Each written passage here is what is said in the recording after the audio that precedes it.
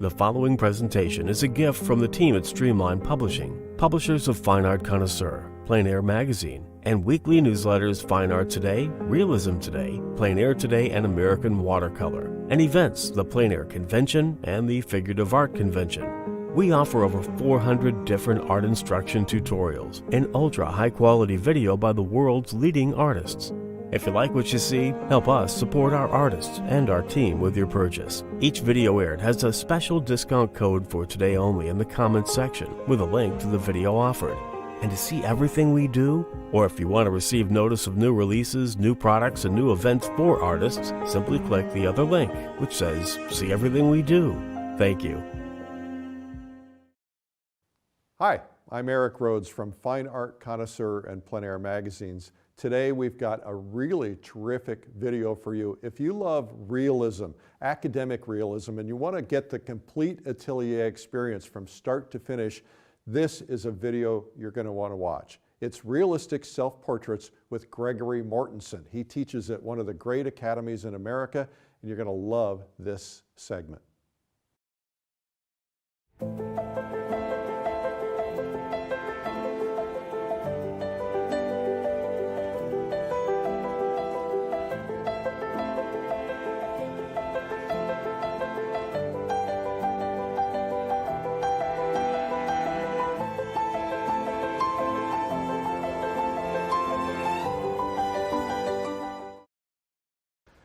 Just make one little change. I'm going to grab a clean rag here, and this back shoulder is kind of picking up a little bit of that light, so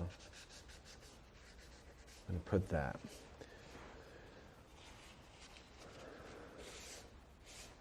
Okay, so, and once more, just to kind of think about our objectives here. So our objectives with this stage, the imprimatur stage, is to establish a hierarchy of value. What's our darkest dark? What's our lightest light? What's everything in between? Just kind of establish that in our mind. We want to know, or kind of have a shorthand sense of volume, a sense of the form, and we want to fix any drawing problems that may have occurred, or any transfer problems that may have occurred. And I feel like I've achieved those goals so far. I could probably push it again a little bit further, but I'm happy with everything. And so we are going to move on to the next stage. But first, I think I'm going to set up my palette, and I think we'll discuss a few principles and words, the terminology that we'll be using moving forward. Okay.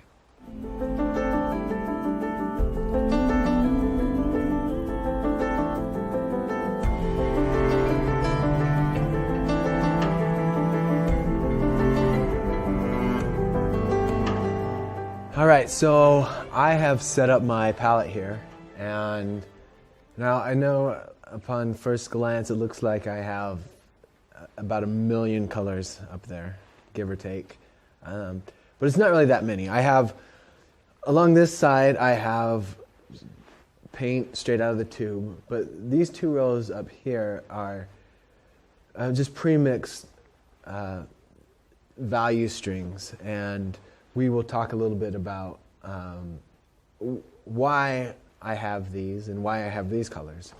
Before we get into that, I want to have just a little overview of Munsell. We're just going to talk for a few minutes about it, where really to get an understanding of the Munsell color system. You could take a whole semester class or a weeks-long workshop course. And so this is just, I'm going to so lightly touch on this, but just so we can understand some of the terms I'll be talking about. So the Munsell system has a lot of haters and a lot of people that just kind of live by it. And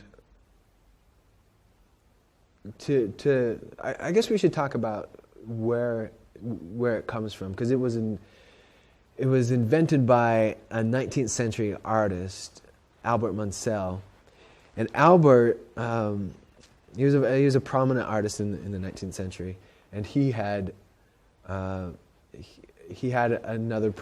prominent writer friend who approached him, and he was like, I'm paraphrasing, of course, but he was like, Albert, I need you to come over to my house. I'm painting my dining room, and I can't decide what the color is that I want. It's not quite a seafoam green. It's more like a moss green, but it's not a moss green. And Albert was astounded that his friend, who had such a mastery of the language, couldn't find the words to describe the color that he wanted. And so Albert developed this system that breaks down color in just about any color you can think of. You can say, this is the color I want, this is the name, this is the number to it, and it's this universal form across the board. It's kind of like musical notes. Before Mozart had musical notes to work with, or if he didn't have musical notes and scales, he would have had to tell his symphonies, okay, strings, I want you to play a kind of a sad low note, followed by a slightly more happy note that's still kind of melancholy. Use descriptive words, but instead he can say, okay, I want you to play a C sharp, followed by a D minor, or whatever it might be. That is what the Munsell system does. It gives you a language to not only speak about, but to kind of organize and think about it within your own mind. So Munsell started with 5 colors in your basic color wheel: the yellow, purple, blue, green, and red. And then he put the colors in between by combining those. So instead of adding an orange, it was a yellow red, and then he had like a yellow green and a purple blue instead of a magenta or whatnot. And then within that, each color has different shades or values that go with that, and different amounts of chroma. To fully understand his system, we have to understand 3 terms, which is hue, chroma, and value. Hue is the color, so your red, your greens, your blues. Value is the shade that it is, the amount of light or dark that it has in it. And chroma is the saturation, the intensity of the color. So he took each of these colors and broke them down into those 3 elements. And so all of a sudden you go from having this flat, circular color wheel to a dimensional color wheel. In this case, we're looking at purple, and it can go lighter or darker, but then it can also go more chromatic to neutral. I guess this is purple-blue that we're looking at here. So this would be the most intense this color can be, and then this is the least intense, which would be a neutral gray. And then along here we have 12 steps of different value. Okay, so on each page is specifically one color. This is 2.5 green, and it runs light to dark, so the value runs this way. It's getting darker, darker, darker as it goes here. But then each page also has its own inherent amount of chroma. And some colors are more chromatic than others. This here only goes to 12 in chroma. And other colors might, this 7.5 yellow red goes up to 16. So each color has its own properties, and so you can pick, in thinking about color, like you might say, I want, an olive green or something, and that's going to be, maybe that seafoam green that I used in the example. Maybe he could have just gone here and said, okay, so it's not this intense, and it's a little less intense, it's probably this value, and that's the color I want. So you can really narrow down the color. It is 10 green yellow,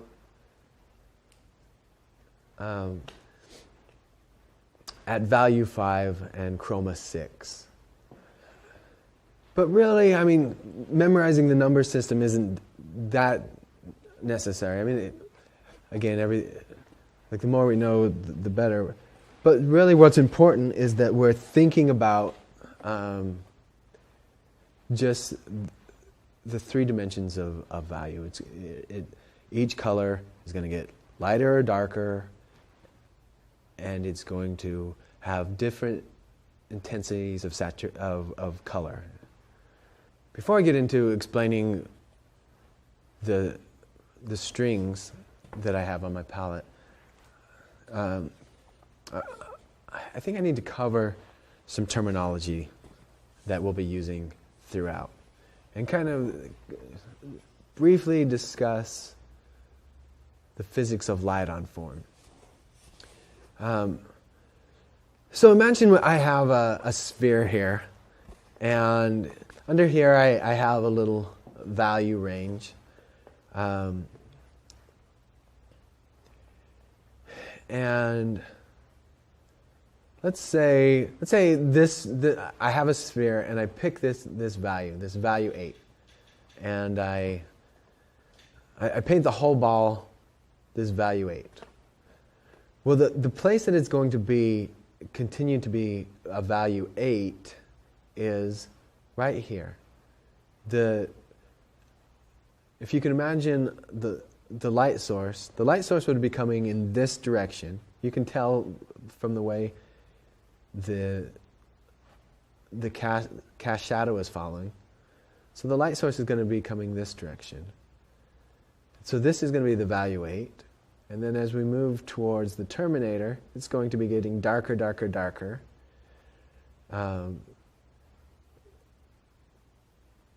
Until it reaches this line, this terminator. Now, the word terminator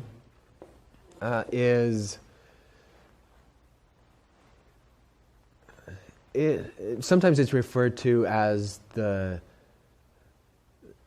core shadow, the form shadow. Some people refer to it as the bedbug line. I often will use terminator, and it's because that's where the light terminates. Terminator is actually a term that they use in space, like on the lunar landing. It would have been common to hear the word terminator because in the moon, for example, there's no other heavenly bodies to bounce reflected light up into the shadow. And so, let's say this is the sun, this is the moon. Half of the moon is lit up, and half of it is in complete darkness. And so, where that terminator is, the light completely terminates. Now, the reason that is because, at this light most facing plane, there's just more area for the light to hit. Those light particles are just going to bombard it, and so it's going to really illuminate it. As that sphere starts to turn away, there's less surface area for the particles to hit. And then over here you can see with a glancing light, there's just very little light can get it, and so can hit that. And so what happens is It gets darker, darker, darker as it moves towards the terminator. And actually, once you hit that 30-degree mark, right here, it becomes exponentially darker, darker, darker. So it's kind of a slow gradation and degradation of value as we go this way, and then you hit that 30-degree mark where it's the glancing light, and it's just exponentially darker, darker, darker until you get to the terminator. Now the highlight is separate from the light most facing plane, and we'll get into the highlight a little later. So some terms we'll want to use: light most facing plane. Like if we drew an arrow out of each one of these, imagine this was a disco ball, and we broke it down into little segments, and each segment had an arrow coming out of it, pointing in different directions. This one would be pointing right towards the light source. So we have light most facing plane, we have highlight, we have half light, or sometimes I'll refer to it as dark light, and that's where in that glancing light it really darkens down. We have reflected light, which is light that's hitting the floor or an area around the shadow and bouncing back up. We have a cast shadow. I might talk about a penumbra, and it's this edge over here that kind of gets softer in a shadow. I'll often think about my value scale and break, this, in this little value scale here, I'll break it down into shadow, these first three values, and then all the rest of this is light, and the 9 value is highlight. So when I was a student and I was painting casts, I mixed up some neutral colors, and I tubed them up and would paint the cast, because casts are plaster, and so they're just black and white. And so just to help me understand and get a handle on painting, I would do these grisaille paintings that were just black and white. So I pre-tubed everything, and I'd mix it up, and it became very helpful for me because I would mix up a little mixing pool here, and just, I'd put my darkest dark here, I'd put my white here, and then get a gradation going here. And it made it nice because this surface kind of becomes this surface. And so here's the light most facing plane. If this sphere were this color, I'd put that there. And then as I move into the highlight, I would go to the white. And then as I move again to the terminator, it's getting darker, darker, darker. So I can just with my brush pick up there, then I'd go there, and then I'd go there. And just as I move down this gradation, it's kind of holding my hand and like just pulling me through it. And so this became a very easy way for me to understand how to paint. But then I threw in color, and all of a sudden it was much more complicated. And I would find I would get these different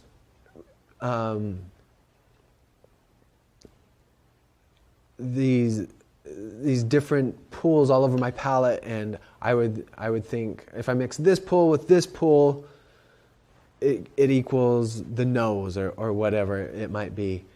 And I remember at the end of the day, sometimes I would, I'm just in this zone, I'm painting, and I'm thinking, I'm the best painter in the world, I'm so good. And then the next day I would start up and I'd go, okay, I'm going to pick up where I left off and finish this cheek. And I'd try and mix the colors, and I just couldn't remember how I got there. And every time I'd start, I'd be like, I'm the worst painter in the world. And then by the end of the session again, I'd figure it out, and I'd have this pull and this pull and this pull, and I'm just firing on all cylinders. Or even worse, it would happen is I'm painting, and all of a sudden my pool of paint out here starts to shrink down, and so I would start. I'd try and compensate by putting mediums in it to make it last longer, and eventually it runs out, and then I was painting so good, and I don't know how to get back to it, and I'd mix something and it'd be close, but not quite what I was doing. And so I wanted a way of standardizing that. I ended up coming up with a neutral or a warm neutral string that I can combine with my neutral string. And at first I would do a color study and kind of mix the colors just off of my color study and mix up a little string like this and use that. But I found that I was pretty much mixing this same color every time. I wanted a way of kind of standardizing this neutral mixture, and so I came to the Munsell system, which most flesh you can mix up in some variation of yellow red, and so I went with this 7.5 yellow red at chroma 4, because I mean you put it on my skin and it's a pretty good fit. This and 5 yellow red is also a good one. This might be a little bit closer to me. It's pretty close to my natural skin tone. This is probably a little closer to me because I'm a little bit more pink. So I was standing in with a group of friends, and each of us, we took out this. We were kind of geeking out, talking Munsell, and we took out these color chips, and we had a 7.5 yellow red at chroma 4. We had a 5 at chroma 4, and we all passed it around and just put it on our flesh like this. And this 7.5 yellow red was the closest to all of us, and so I felt like it was a good color to kind of standardize my palette. And so I mix up this string right here. And there's 7 steps in there. And so I mix that up on my palette. And then if I combine them and get a gradation going between my warm paint and my cool paint, then all of a sudden this becomes a little bit more complex. And so now it runs dark to light and cool to warm. And so let's say I painted a sphere this color, right here, this entire sphere is this color. Then, okay, a light most facing plane, I'm going to pick that color, go right there. And then as I move towards the terminator, getting darker, darker, darker, it's going to be both getting darker and becoming more neutral. And so, if for this path, if I just move at a diagonal through this mixing pool, it will be getting darker, darker, darker, and gradually less chromatic as we move towards the terminator. Flesh is much more nuanced than just this. Like this doesn't really look like flesh. If I did an entire painting with just this, it wouldn't look alive. And so I have a full palette of all the colors, and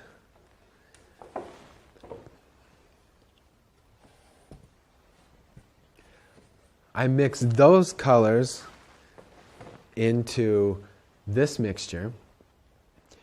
And so this is a self-portrait I did a few years back. And let's say I started with this cheek. Well, this cheek, so most of my skin is a little bit more yellow. It's pretty close to 7.5 yellow red, but it might start to lean to a 5 yellow red, which is a slightly more red than this. And so here I would introduce, I would pick colors from, straight from the tube, mix them into my flesh pool here, and kind of mix up whatever plane this is. And then the same thing happens here, as if I move at a diagonal, this diagonal, towards the terminator, it's going to be getting darker, darker, darker, and it's going to be losing chroma and becoming more neutral, which is going to happen because as you move away from this lightmost facing plane, it's going to be getting darker, darker, darker, but it's also going to be losing chroma. You lose chroma when you move towards the terminator, and also when you move towards the highlight. And so that's a lot to digest. Everything I just explained. But as we move through this painting, I'm going to be talking about all these elements, and I think everything will come into focus a little bit better. And once we look at a more practical use of all those terms, that we just learned, I think we'll begin to grasp them a little bit better.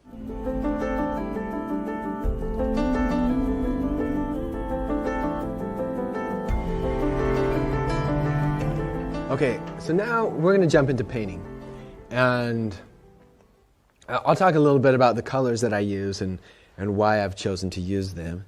Along here I have cadmium yellow, and I use M. Graham brand. I have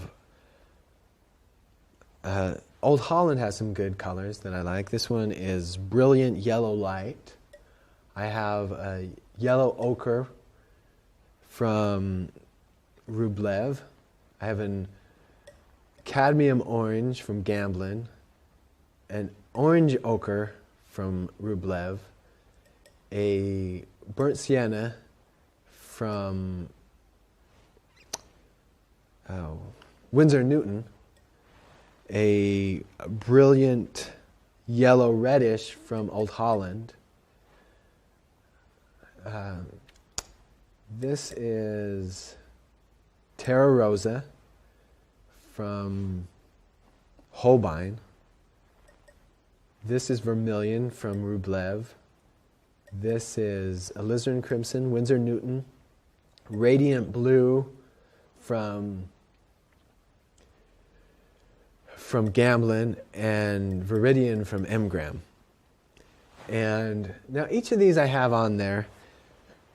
I kind of geeked out a little bit Munsell-wise, and I kind of charted out all these colors.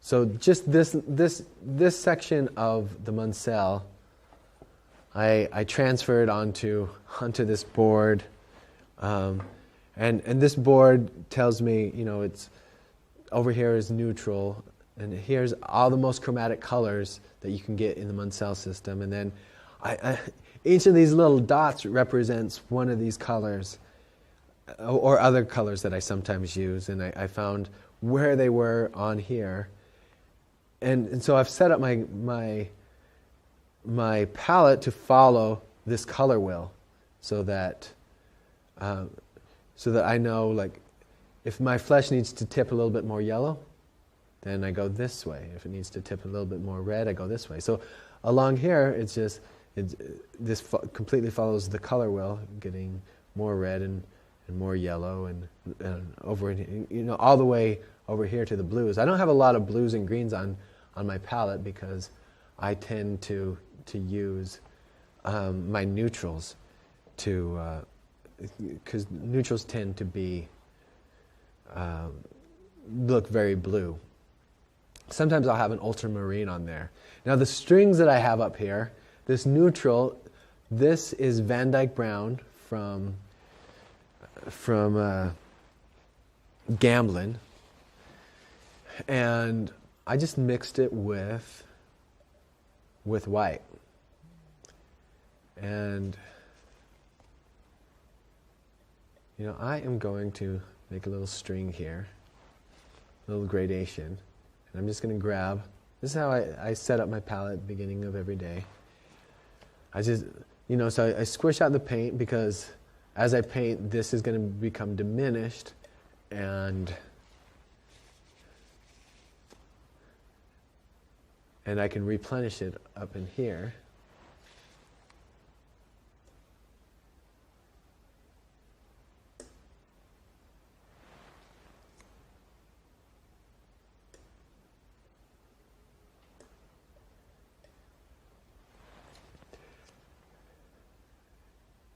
You know how your teachers are always trying to get you to use more paint?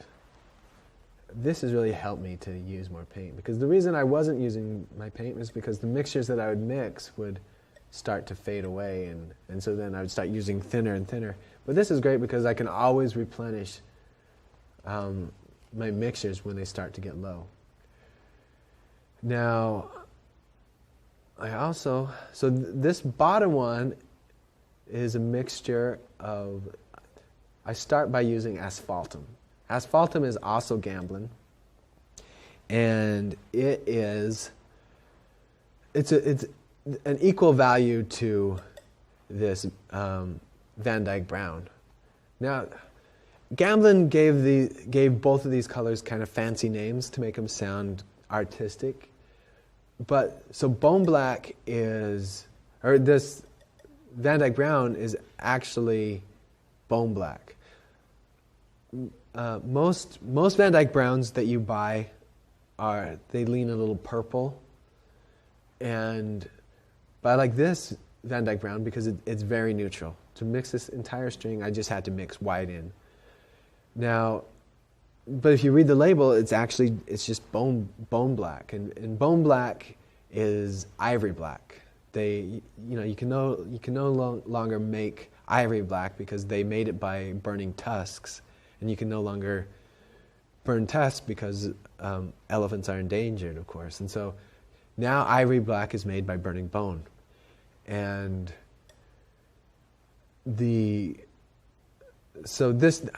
I think they would have been better off just calling it bone black. Asphaltum, if you read the ingredients, is bone black mixed with Mars red. And I like that because it just leans a little bit more red, but it's the same value. And, because if you don't have asphaltum, you can use maybe a burnt umber. But burnt umber is much lighter than that, so you have to mix it a little bit with black to get it to be that same value.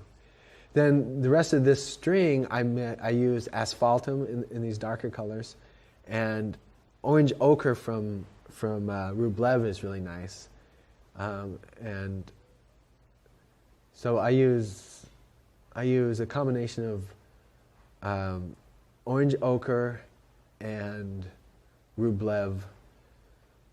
Rublev's orange ochre, asphaltum, white, and a little bit of yellow ochre here. As I'm setting up my palette, I want to make sure that these are aligning at the same value as the paint above them. So up here, they're all lined up so that they're all the same value.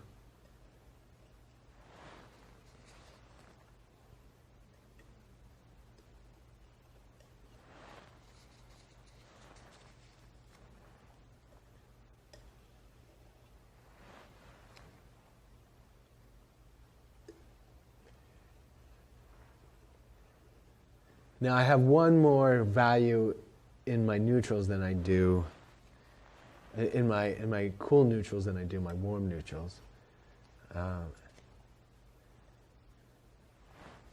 I just like it gets pretty nuanced up by a highlight, and so I like to have that option.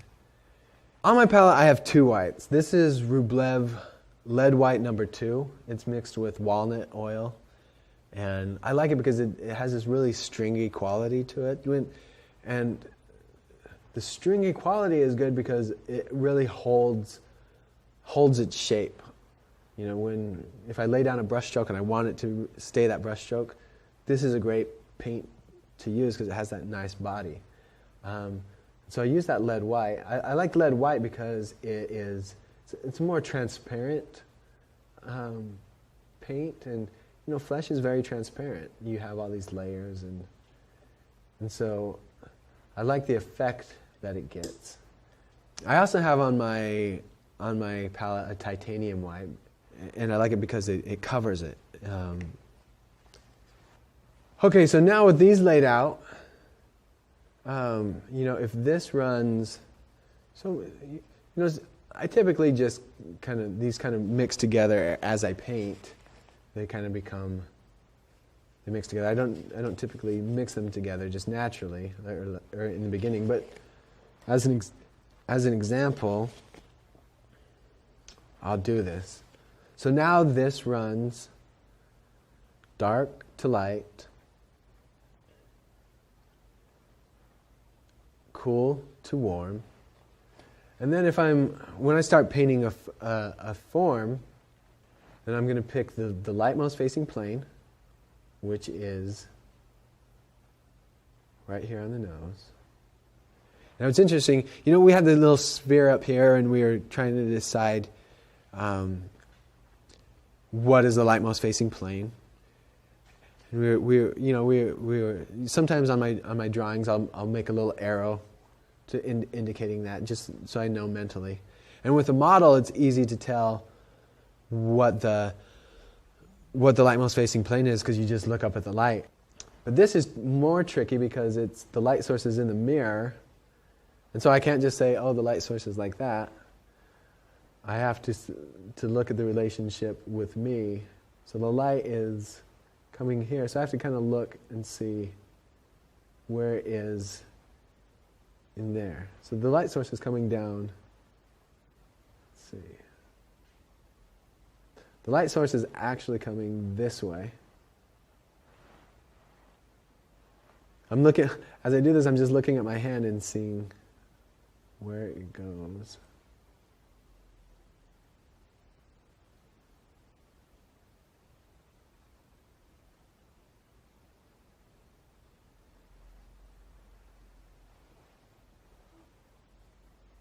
Yeah, so the light source is right here. So this is going to be our lightmost facing plane. On a cast, you can go up to it and point. Like I always would grab a pencil or something and go up and, those plaster casters, you can put it right on the surface and you can see exactly where the plane is. So as this moves away, like right now this is pointing right at the light. And then as it moves away this way, it's getting darker, darker, darker. So, okay, it can kind of be tricky to figure out the light source in the mirror, because it's the reverse image. Okay, so we've covered my palette, why I lay it out the way I do and the colors that I use. And so let's get into some painting. So, like I was saying earlier, if I'm just using these two strings, this just doesn't look very fleshy to me. It has a semblance of flesh, but it's kind of a dead flesh. And so I need to intensify the chroma and actually paint what I'm seeing. And so there's a few planes that I like to do some color notes to myself on every form that I paint. So right here I'm going to start with the nose. And so with the nose, I like to mix up a lightmost facing plane. I go in with some alizarin crimson right here.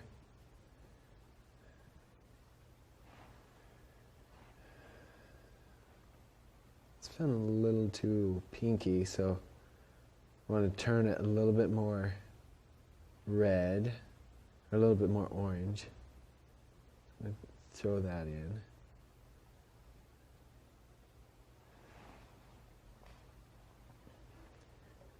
I'm going to lay that down. It's a little too dark, so I just move in this direction. So, because as I go this way, it's a little lighter. I'm going to move in so I can really see that chroma.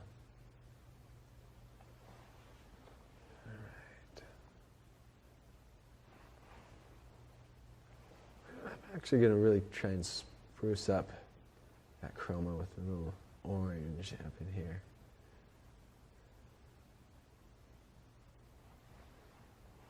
You know, at this early stage, it's easy. Sometimes I'll just paint right over the last mark I did, but at this early stage, it's easy just to wipe out a stroke I don't like.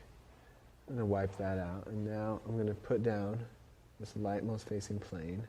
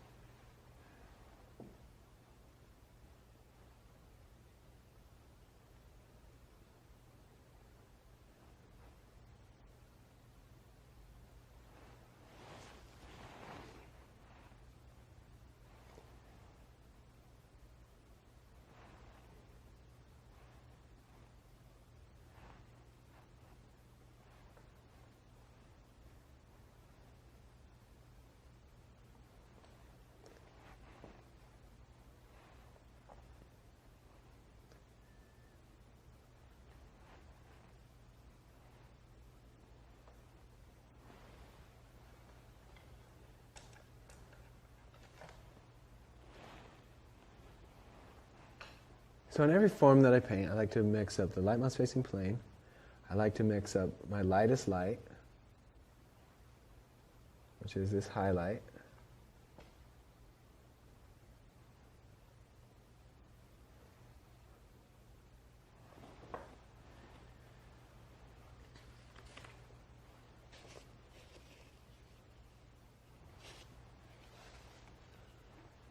I like to mix up my darkest dark.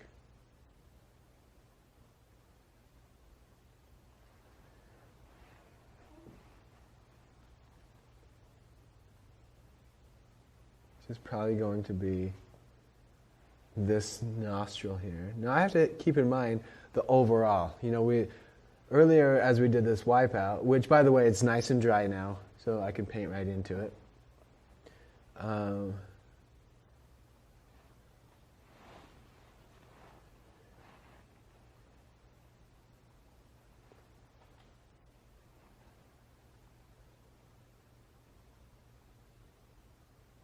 But earlier when we were doing the wipeout, we were trying to establish a hierarchy of value. And I decided that probably right in here, there's not much reflected light at all up in here, and it's a black hat. And so this is probably our darkest dark. And so everything else has to be subject to this. So even this nostril, it looks very dark, but that's because it's surrounded by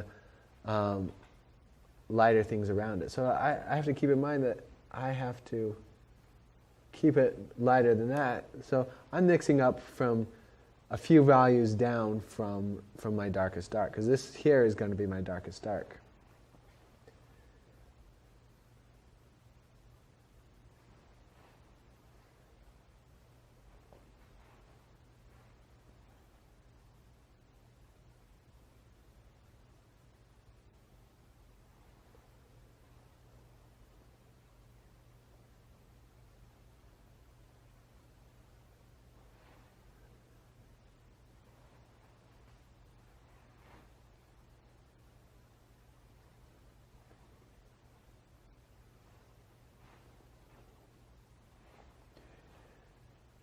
So and the last one I like to mix up is the shadow value of whatever given form I'm painting, because that shadow value is going to be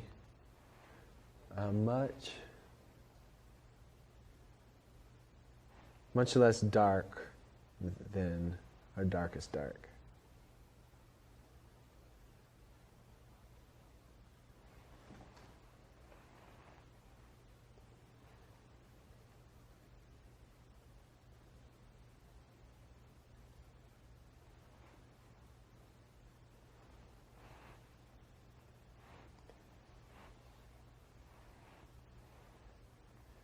Okay, so those four planes are my lightest light, my darkest dark, my shadow value, and then my lightmost facing plane.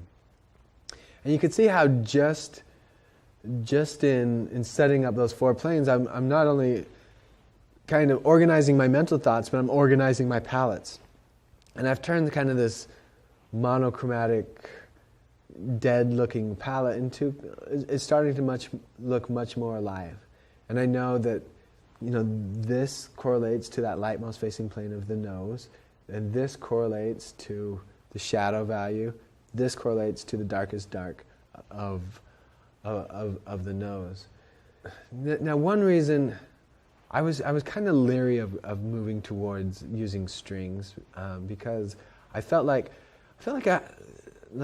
I was a good reactive painter, just like an intuitive painter. I'd mix up a color that I saw, mix it up, and put it on my palette, and I usually got fairly good color that I was proud of. So I was afraid that if I moved into a system, it would be, I would lose that ability to make good color. But I find that once I start painting, that's exactly what I'm doing. I'm still reacting to what I'm seeing, and I'm putting it down on the palette, and I'm pulling in these colors just intuitively. And everything we just talked about earlier sounds kind of nerdy and kind of the opposite of fun. The opposite of why we got into art to create. It's 7.5 yellow red at chroma whatever, and it sounds so technical and probably against most of our artist natures. But once I have my palette set up and I really thought about it, then I can really jump in and just react to my visual experience. And so, let's see, I'm still not over it. I feel like I can adjust this light mouse facing plane a little bit. I need to maybe throw in a little yellow. Tip it a little further down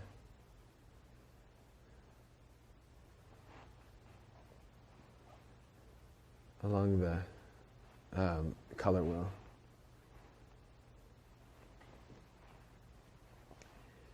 So I'm going to start out and I'm just going to paint this form, the entirety of the nose. And what I like to do often is, I've kind of established those planes that we talked about, and then I like to just work away from that, work a little strip. Maybe I'll do a strip this way and that way, and you can just figure out the underlying form. So like I said earlier, I don't typically use much gel or medium. Because I feel like oil paint has enough oil in it, and so I just used that as my medium. But in this case, I do have some medium on my palette usually. I usually use oleo gel, which is the linseed oil from Rublev, and and it's more of a fill thing. Like sometimes the paint just doesn't want to go on the way I want it to go, and so I'll put that on there. In this case, I need this to dry a little faster, and so I'm going to use this Oleor's gel from Rublev, which increases the drying time. Doesn't have dryers in it, but it sets the paint up a little faster. Because, again, we're kind of having an expedited time frame here. And so I want to be able to paint on this tomorrow. So I'm going to introduce some of that resin into this mixing pool. All right. There we go. So now I am getting this This is a very fast turn, so I have to get my gradation to go fast. Or if I had a long slow turn like a cheek, I could stretch this out quicker. This,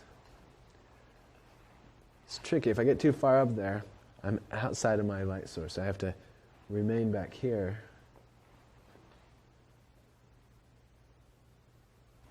So that I can get that to work.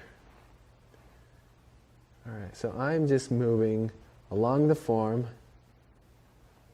and I'm following this. That's probably getting a little bit too dark, so I need to come back this way.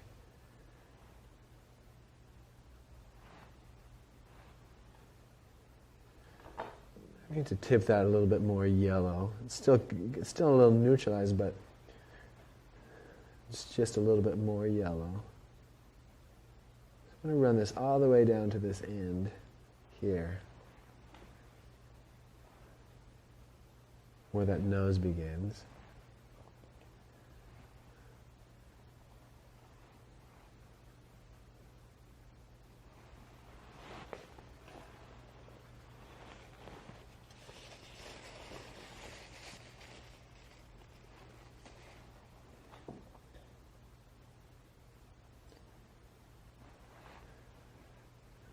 This far side of the nose turns very quickly.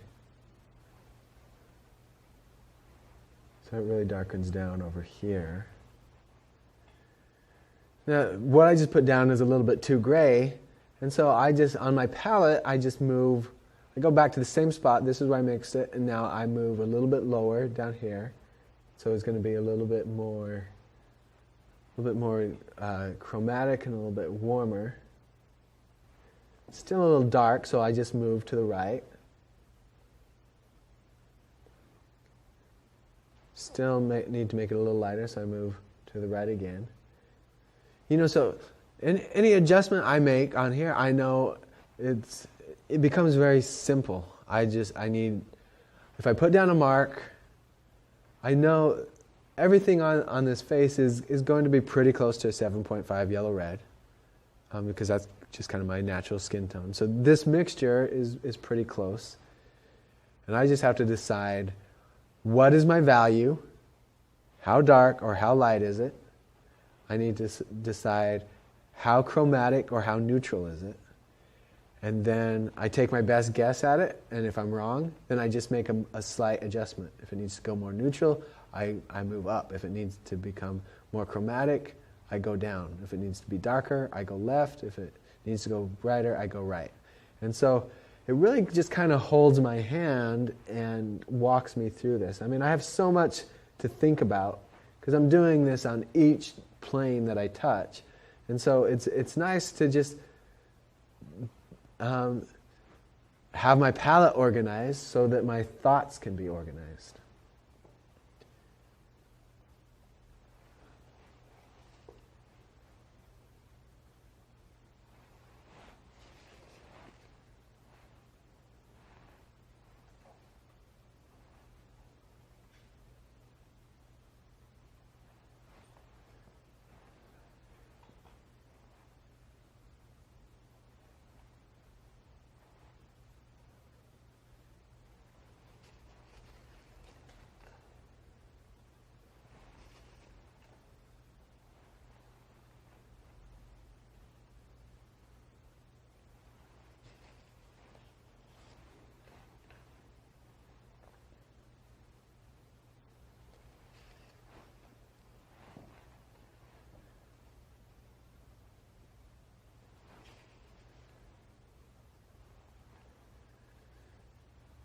And every stroke, at this stage, I don't want to be jumping around a lot. I kind of like the idea of every stroke that I lay down is right next to the last stroke that I just did.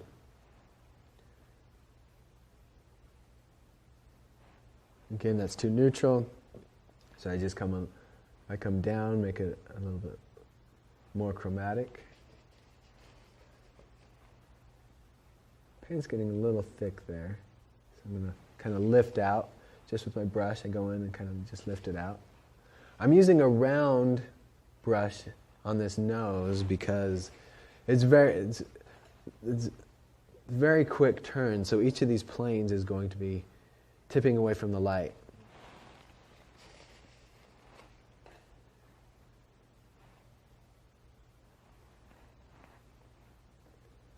In a very fast, small little increment.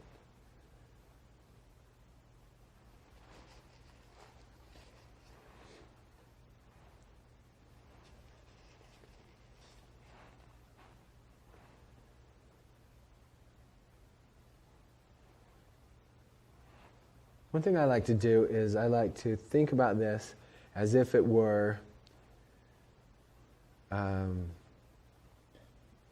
as if my face were like a stained glass window.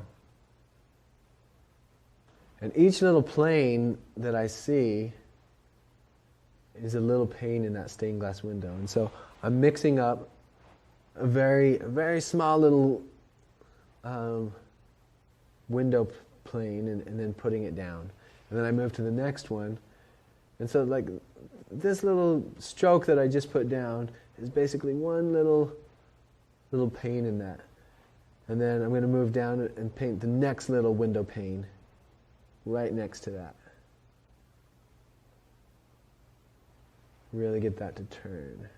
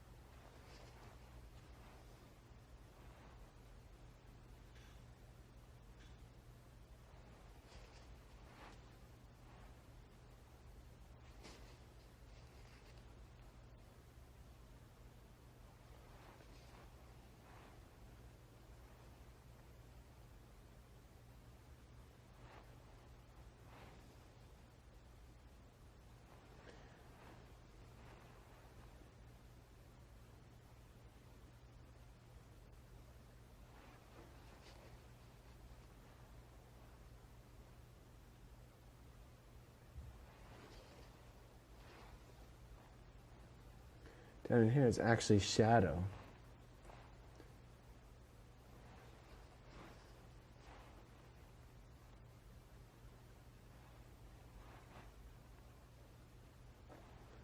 Nostrils can be tough to judge because the light kind of passes through that. There's no bone in there, and so if the light hits your cheek, it bounces off, and you can easily judge the color. But with a nostril, that light, some light bounces off of it, but a lot of it actually penetrates and kind of bounces around inside of it and kind of illuminates it in the same way that, if you held a flashlight to your finger, or ears, when ears are backlit, they tend to get really red and glow. Your finger tends to really glow, like E.T. if you put a flashlight behind it. The same principle is going on with nostrils, because that light is able to penetrate it. And so this nostril just isn't that dark as it would be, or the shadow on this nostril isn't as dark as it would be if there was bone behind it.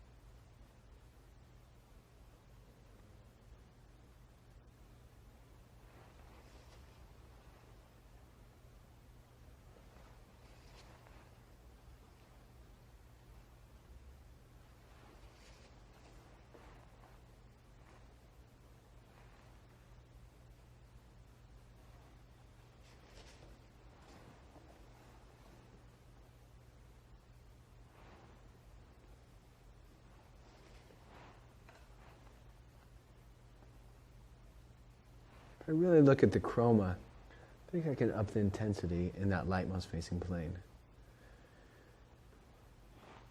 The further away I get, the grayer, the less light is hitting me and the grayer it gets.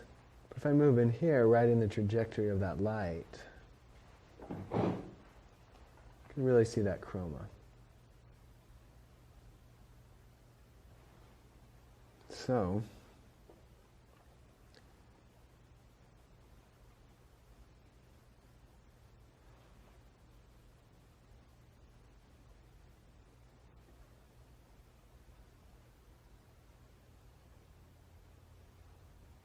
I'm missing a color. Need to add one color to this. So the color I forgot to put on the palette is orange molybdate from Rublev, and it's kind of like cad red light, similar to that.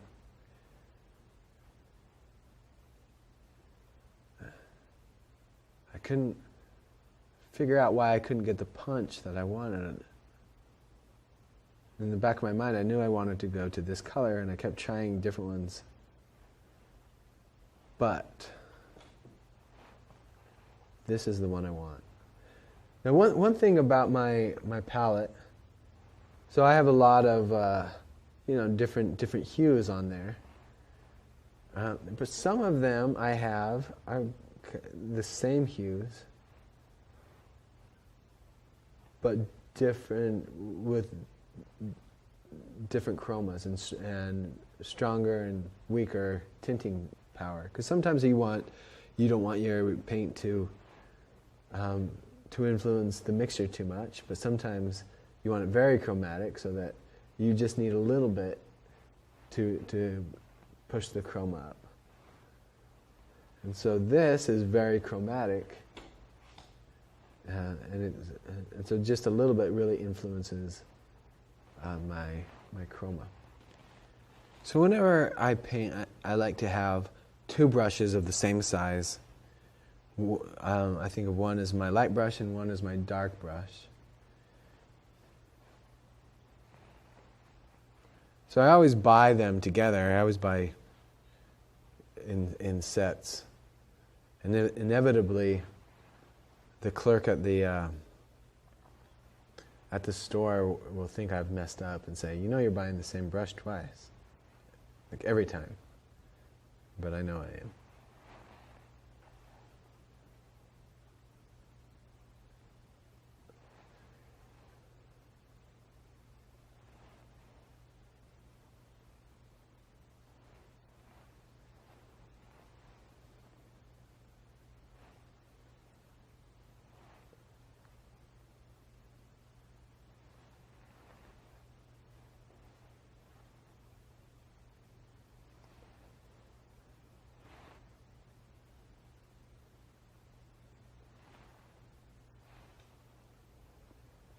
I'm just working on this gradation.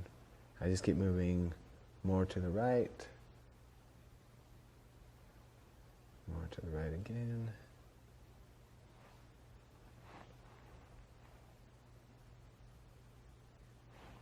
Need a little bit more chroma, so I go down.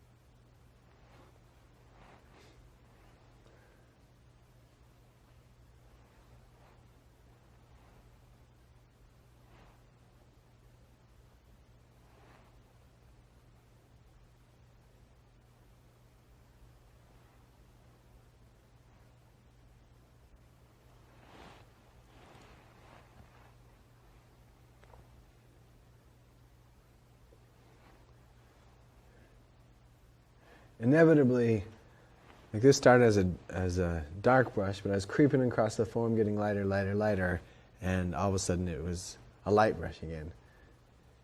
They tend to become the same brush over and over again. So it's somewhere in this middle land.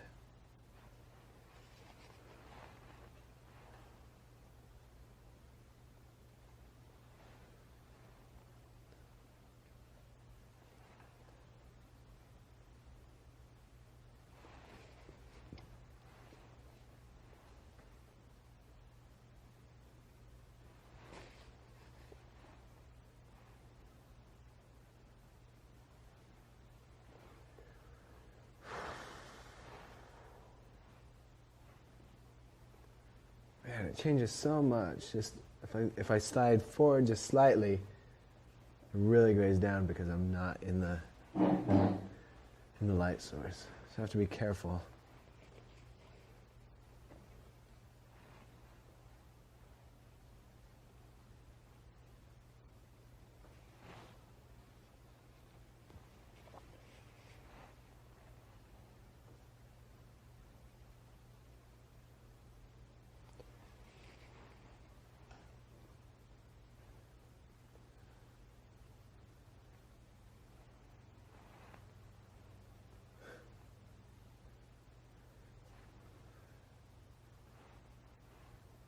This brush used to be my dark brush. It's already back to being light.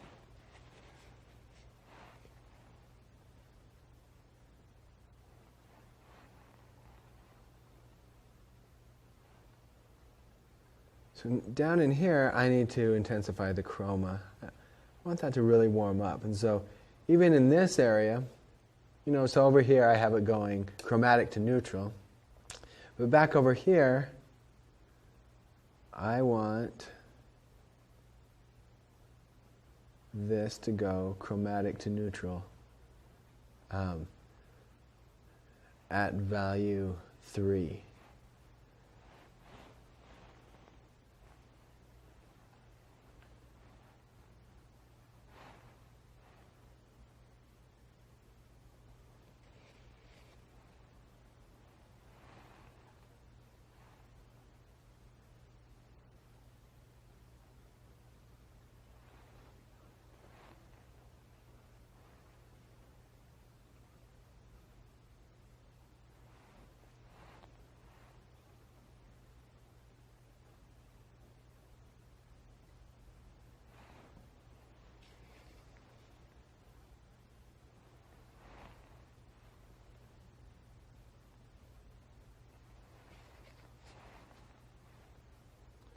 This is much more neutral in this underplane, under this nose.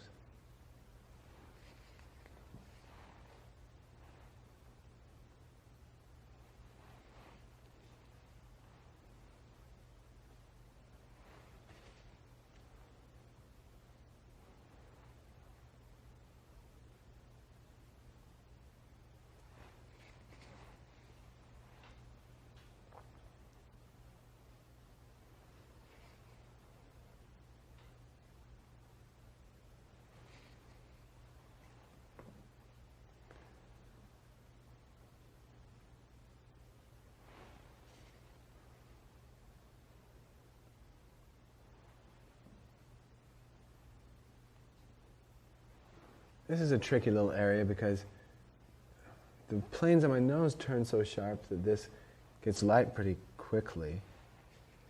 But I need to make sure that I'm accounting for every one of the planes that go in between the nose, or this underside of the nose and the shadow.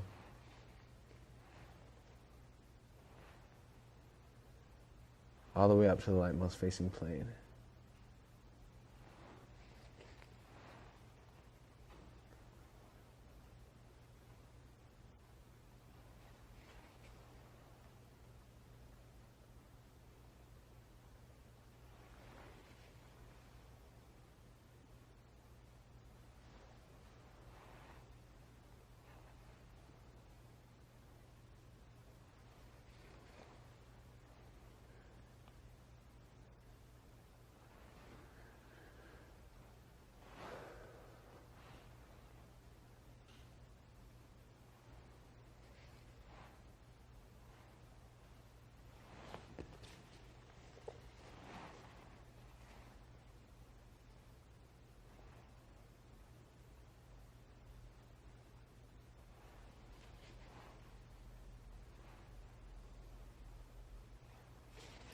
Way too chromatic.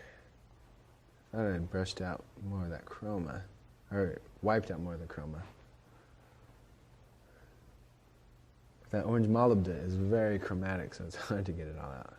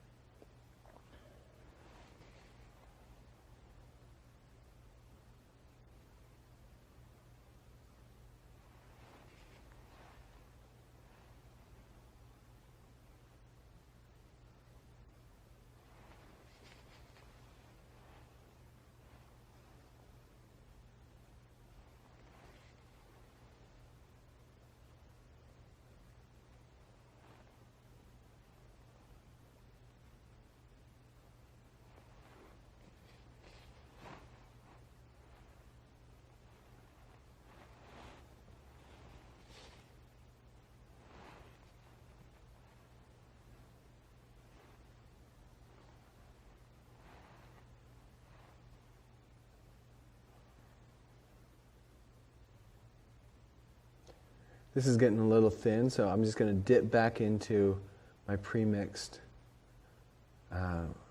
warm string.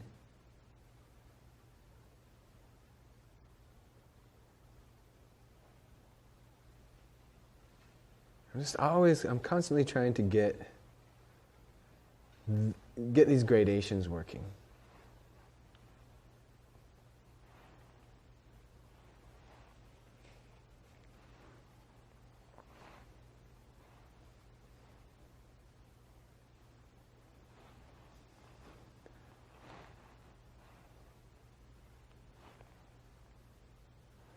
Because every piece of this form, anything living, is going to be in some type of gradation. So the form just always needs to be turning. You know, if we were robots, we'd have these flat planes.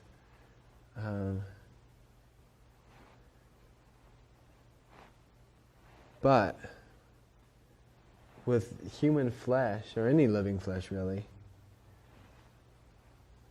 every plane needs to be darker or lighter than the one beside it.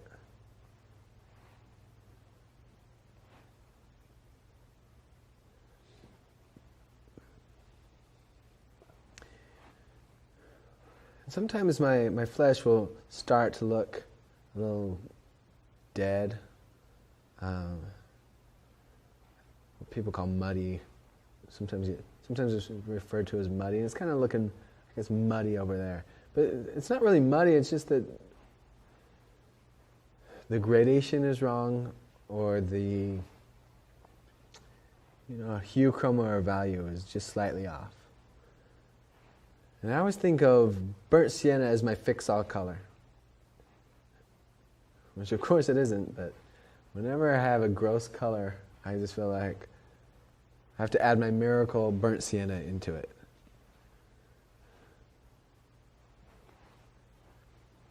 But it has to be, Winsor Newton's has a great burnt sienna because it's pretty high in chroma. And so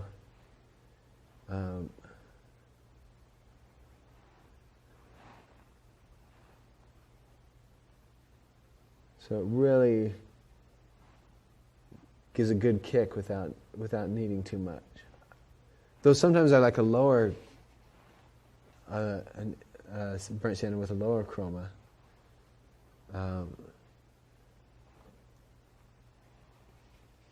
And Rublev has a good lower chroma burnt sienna, or lower tinting strength burnt sienna, which is oftentimes useful.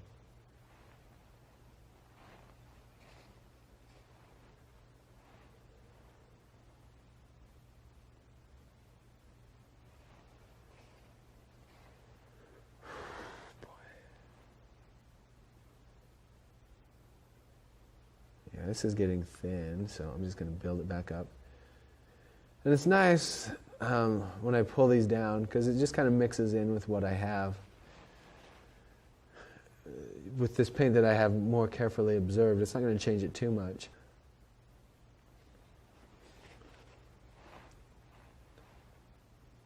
But what I find interesting too is I get these gradations going, and so it's almost like I'm mixing twice.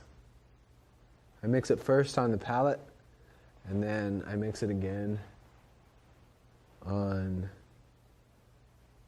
or then I put that same mixture over here. So it's like I'm painting my nose twice. I do it first here, and then I do it over here on the painting itself.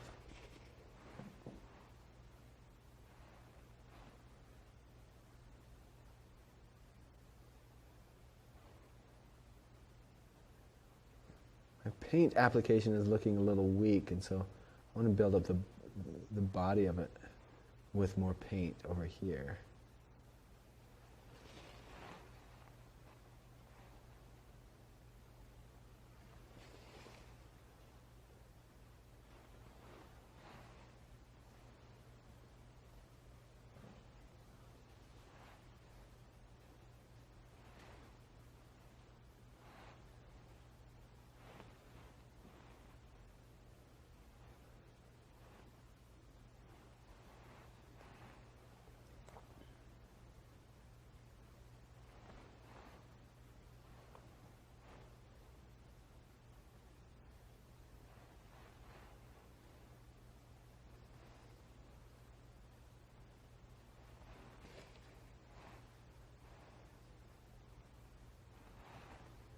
I'm working on really turning this front plane up towards the light.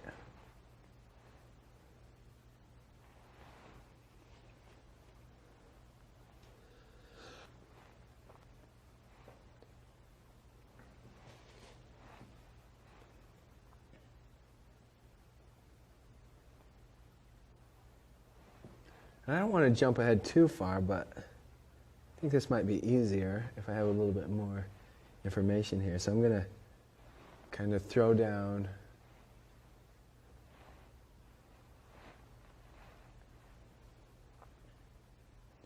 this highlight up here so it can start working up into the column of the nose.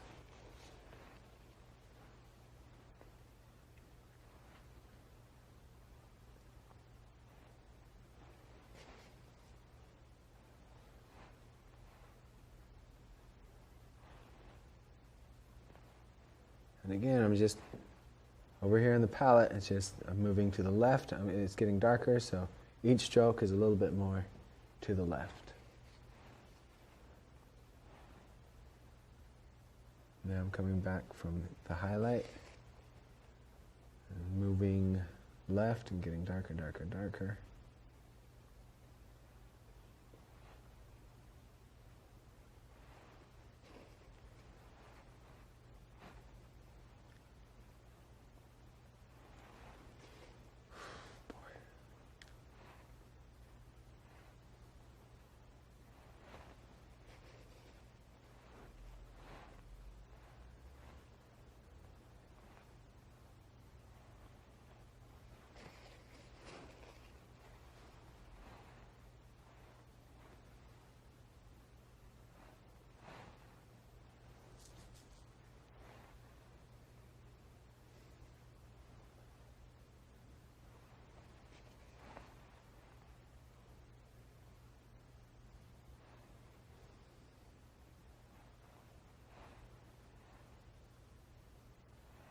I'm going to cool down that highlight a little bit.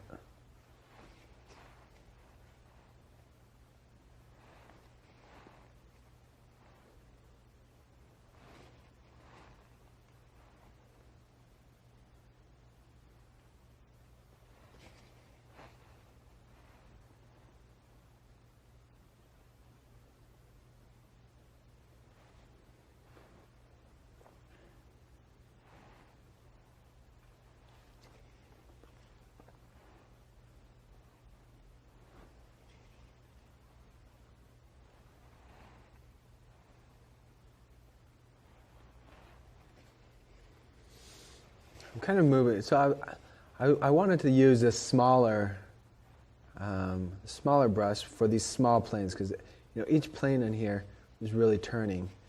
But as I move over to the side plane, I want to get a bigger brush, and use a size appropriate brush. If it's a bigger form, a bigger brush.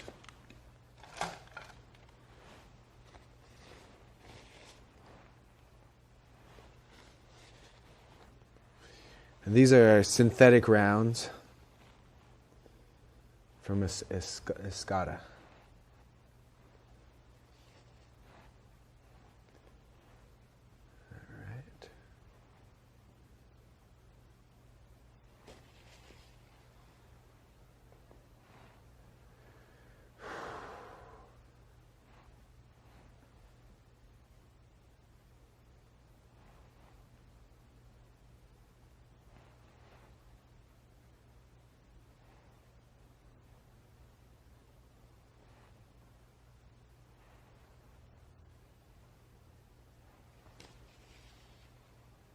Now the trick with these forms is they're not just turning in one direction. This one is, it's turning this way, getting darker, darker, darker.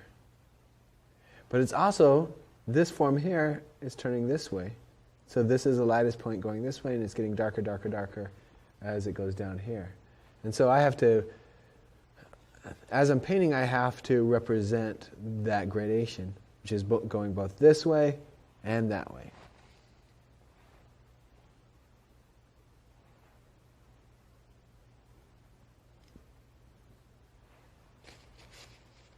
And as I'm painting wet into wet, also, I have to account for the wet paint. So I mix up a hue, chroma, and value here, and then when I apply it into wet paint, it's going to mix with whatever I'm mixing it into and kind of change. And so I have to allow for that and either mix lighter or darker than what I think I might need.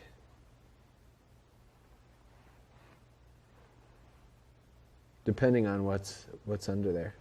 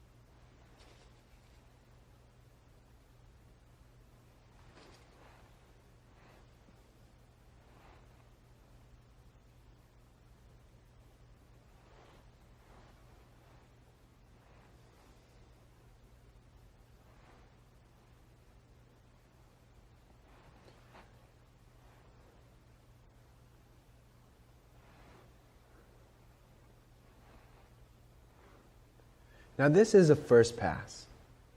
So I can think about it as an underpainting. But I don't necessarily like to think about it as an underpainting, because I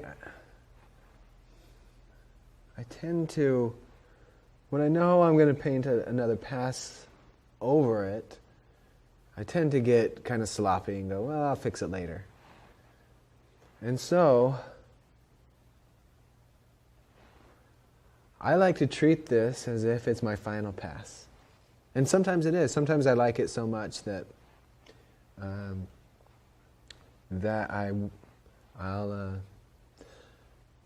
just leave it. My first pass becomes my final pass. But typically I do a first pass, a very thoughtful first pass, and then more of a glazing second pass over the top. But I just as carefully consider the second pass as I do the first pass. It's just that the second pass becomes much easier because I've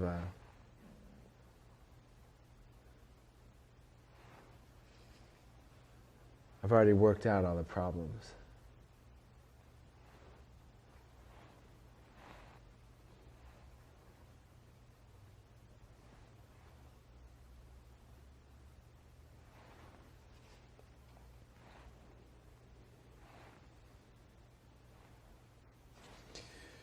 I'm working on this nostril, so I'm going to switch back. It's a smaller form, so I'm going to switch back to my smaller brush. Kind of work this edge.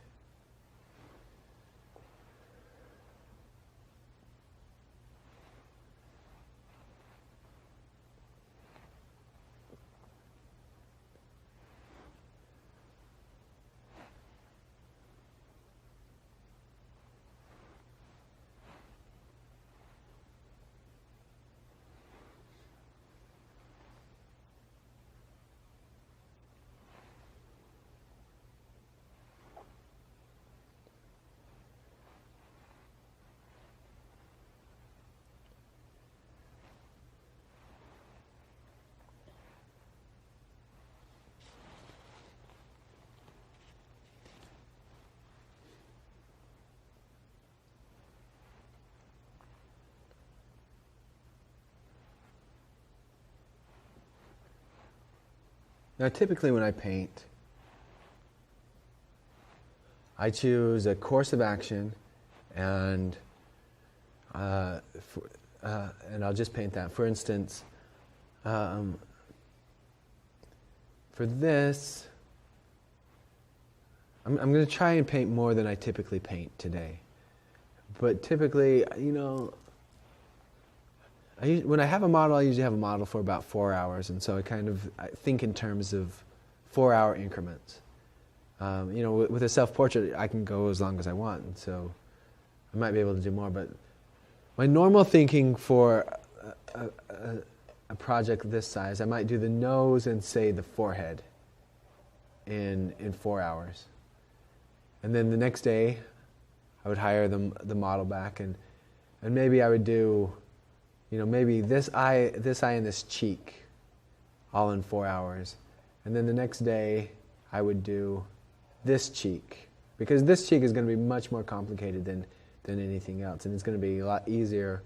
I wouldn't want to start with this cheek because it's so big and complex. But once I had these pieces in, this will be much easier. And so that's probably how I would approach this one. Maybe I would have started with a forehead and eyes and then worked down to the nose. That could be another approach. You know, a little later maybe I'll pull out some examples of starts, of different paintings that I've done and different routes that I've taken to get there.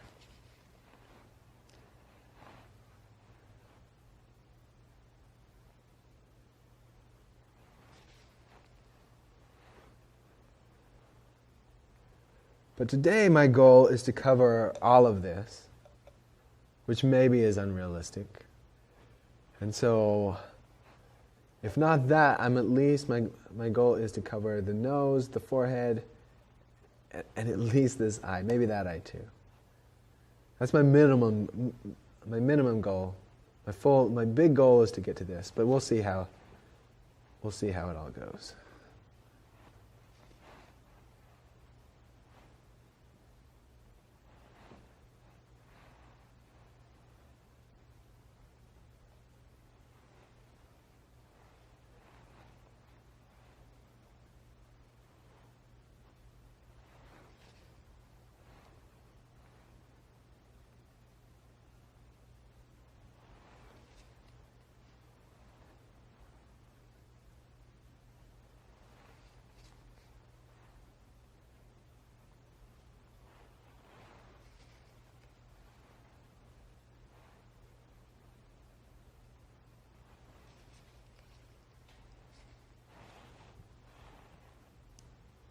switch to my shadow brush and work this.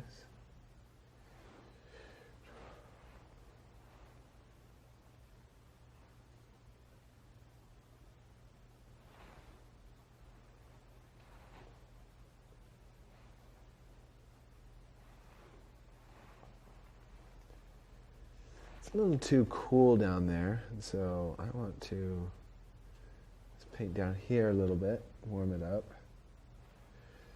Maybe grab a little bit of my Miracle paint, burnt sienna, mix it in over here.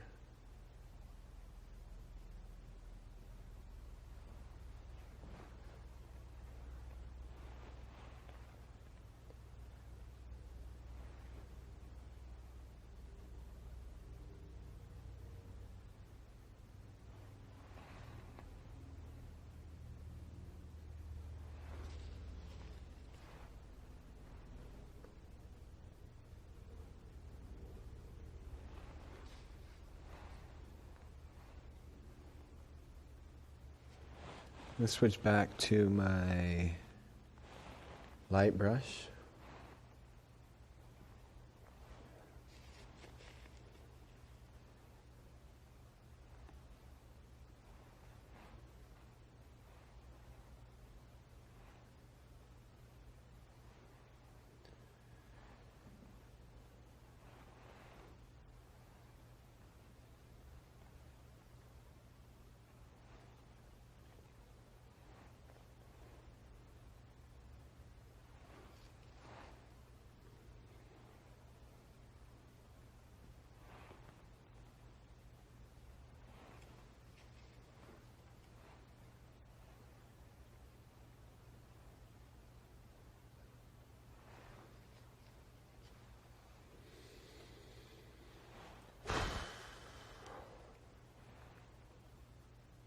Back to my dark brush.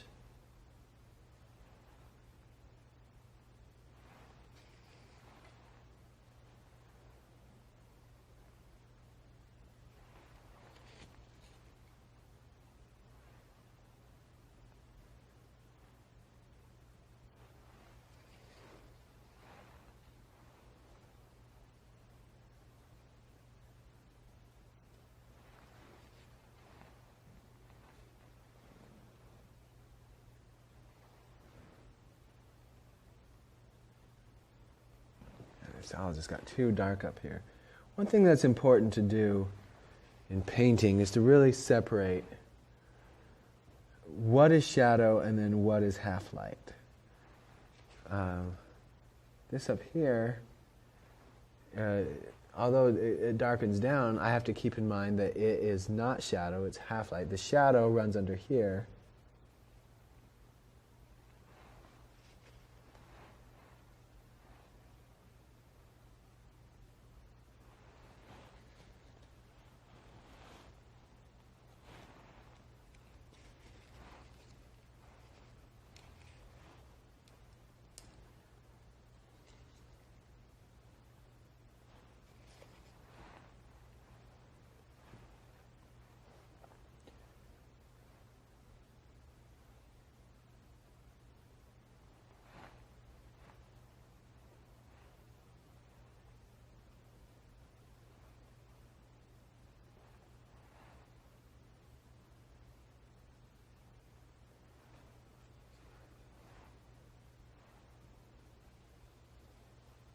Kind of a warm light source. It looks like there are some cools and warms in it. And so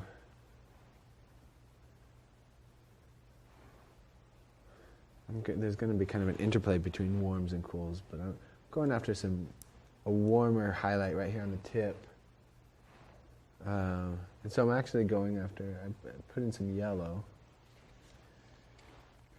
One thing I like to do is make sure that I don't like to have like a pure white highlight.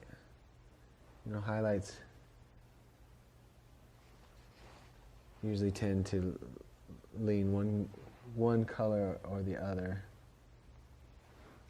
I want to make sure I get that.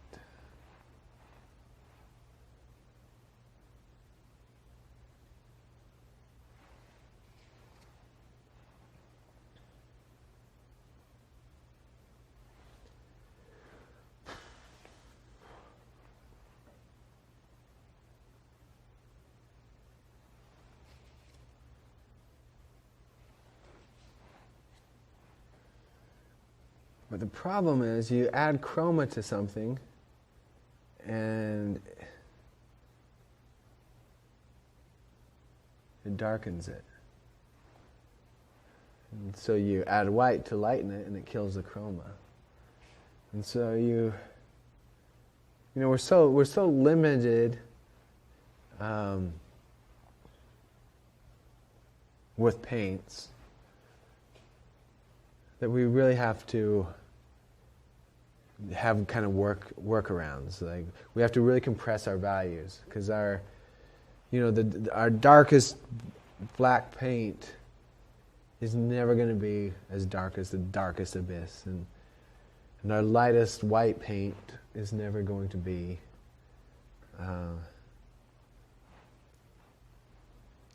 as light as like the brightness of the sun. And so we kind of have to like compress our values down so that everything comparatively feels that it is as bright as the sun. So we have to trick our viewer into thinking that our paint, that this highlight is as bright as it is in reality, or that deep dark hole is as dark as it is in reality.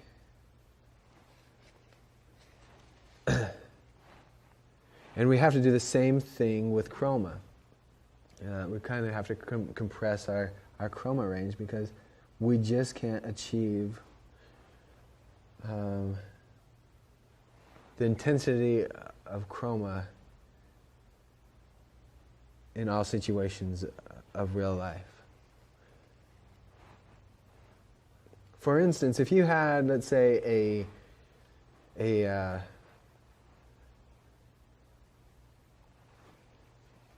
bright red shirt, and you took it out into the sun, and the sun was like really illuminating that. My brightest red paint on here is a value 5, and you add, so it's somewhere in here. And if I want this to be this bright, but a brighter value, I just can't do it, because if I add white to that, it's going to go down in chroma. And so, like if I'm painting a red shirt, this is going to be I just kind of cheat and say, this is as bright as the chroma gets, and that's the value of the shirt, even if it's lighter. I'm kind of stuck with the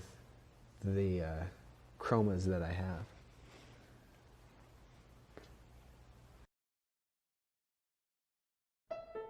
Rembrandt, Sargent, Zorn. Throughout history, the world's finest painters have created self-portraits, which has given us a peek into the past. These have been great gifts from the artists, who have allowed us to see them as they were and to watch them from youth to old age. Self-portraits not only preserved their likeness for future generations, making them immortal, but they were considered an important tool to develop skills in portraiture without the expense of a model.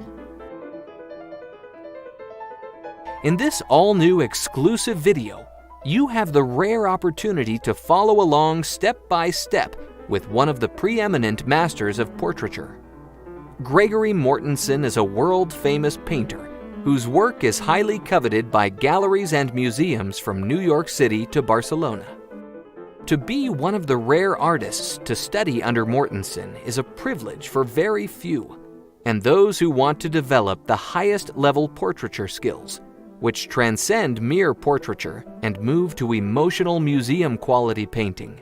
Hi, I'm Greg Mortenson, and every year I try and do a self-portrait from life using a mirror. And this year I decided to document my process from the initial graphite block-in all the way to the final pass. And we've documented every form that I turn and every brush stroke that I've laid down. I cover color theory and how I incorporate Munsell, why I set up my palette the way I set up my palette. This video is the most complete and most in-depth portraiture course ever produced, giving you a level of instruction never before offered on video. Several hours of depth, giving you the understanding of each subtle nuance, which all guide you on the start to finish painting incredible museum-quality portraits. This all-new video is designed for artists of all skill levels who want to paint stunning, lifelike, emotional portraits in the style of the great masters of the past. Realistic Self-Portraits with Gregory Mortenson is now available on DVD and streaming video. Order yours today.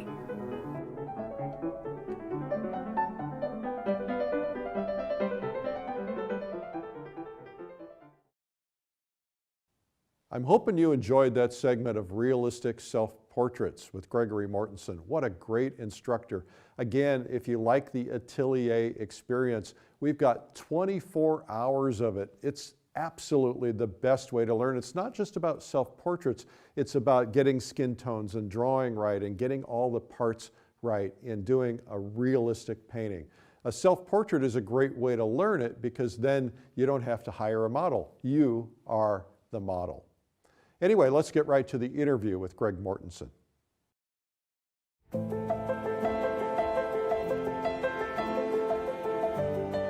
Hi, I'm Eric Rhodes, publisher of Fine Art Connoisseur. Today we're here with Gregory Mortenson. Gregory, welcome. Thanks, Ed. Good to be here. Greg or Gregory? My friends call me Greg. You can call me Greg. My art name is Gregory.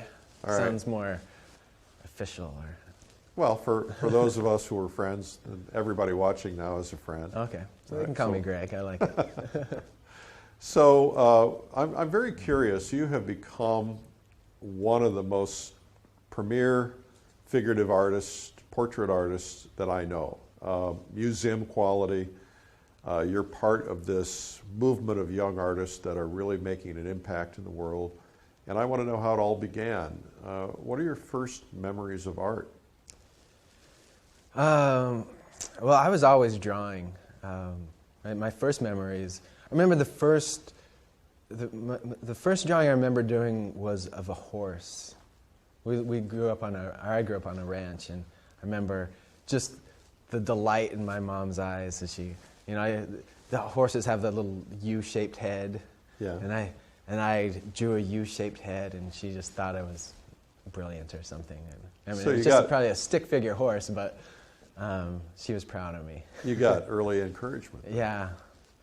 And then in kindergarten, I remember, my parents tell the story. I don't really remember this actually, but they tell the story about going to their first parent-teacher conference for me, and my teacher, Mrs. Carlson, I just remembered.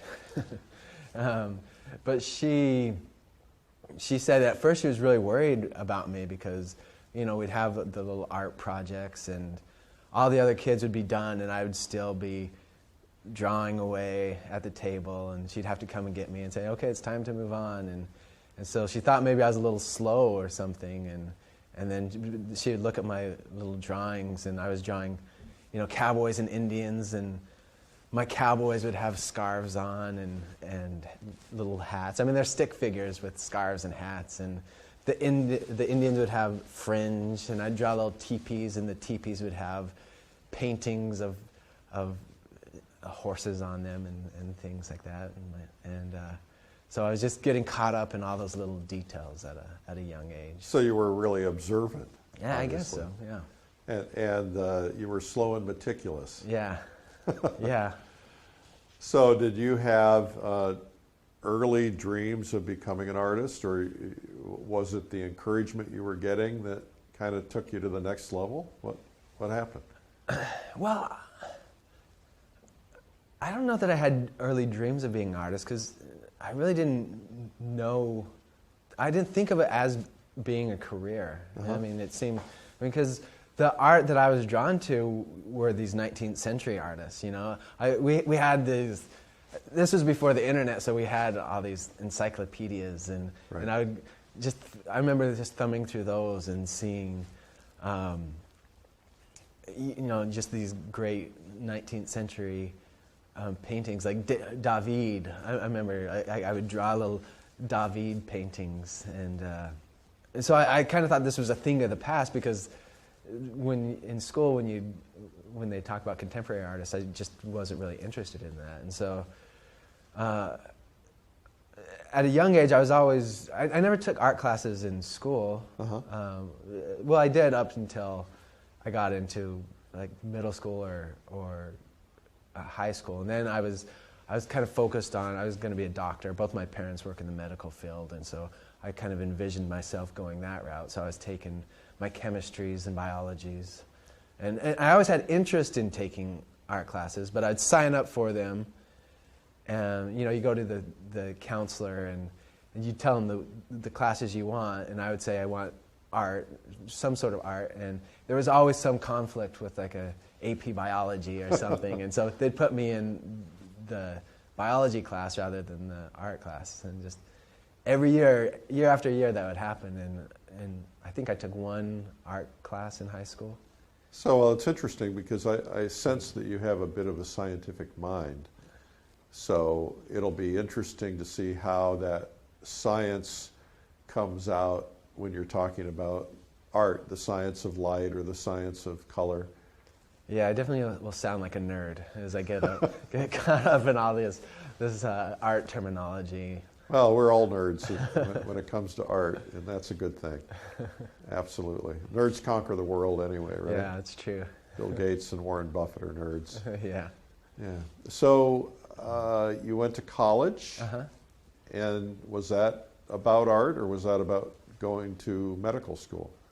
Yeah, so I was on a pre-med track, and finally in college I was more in control of my schedule, and so I said, all right, I'm taking some art classes. And where did you go to college? So I grew up in southern Utah, and I went to a little community college there, Dixie State College. Was my first year, and I ended up taking several art classes, and it was all life drawing, painting, the figurative and portrait stuff, and I was taking a crazy amount of credits because I was pretty much full-time art and full-time pre-med, and I think I was like taking 24 credits a semester. I got my associates in a year. You must have been very burned out. Well, I didn't really notice. I was just gung-ho about it, and I was so excited to be painting.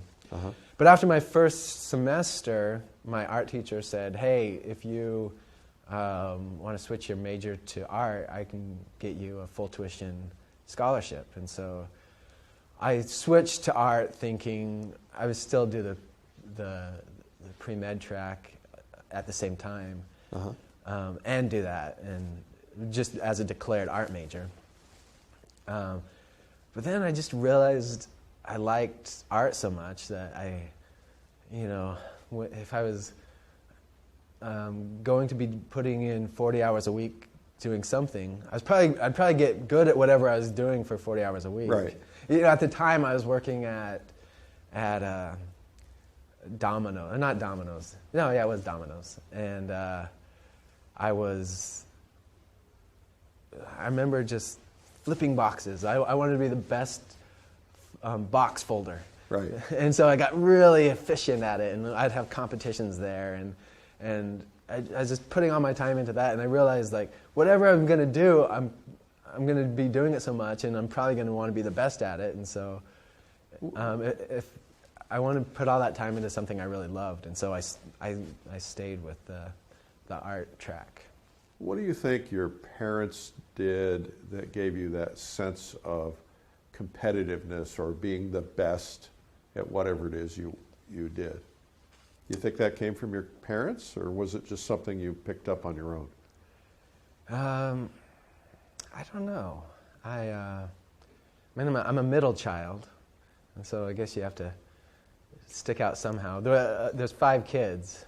Yeah. And I have an older brother, and I still idolize my older brother. I idolized him back then, and you know, he drew, and he wrestled, and so I would wrestle, and he's 3 years older than me, and so he could beat up on me for a lot of years, and it was like, you know, so there's just that like brotherly competition going on, and he would do a drawing, and I'd want to do a better drawing. And do you still wrestle when you get together? We should. Yeah. I'd like Yeah. that. Send us some video of that, would you? All right.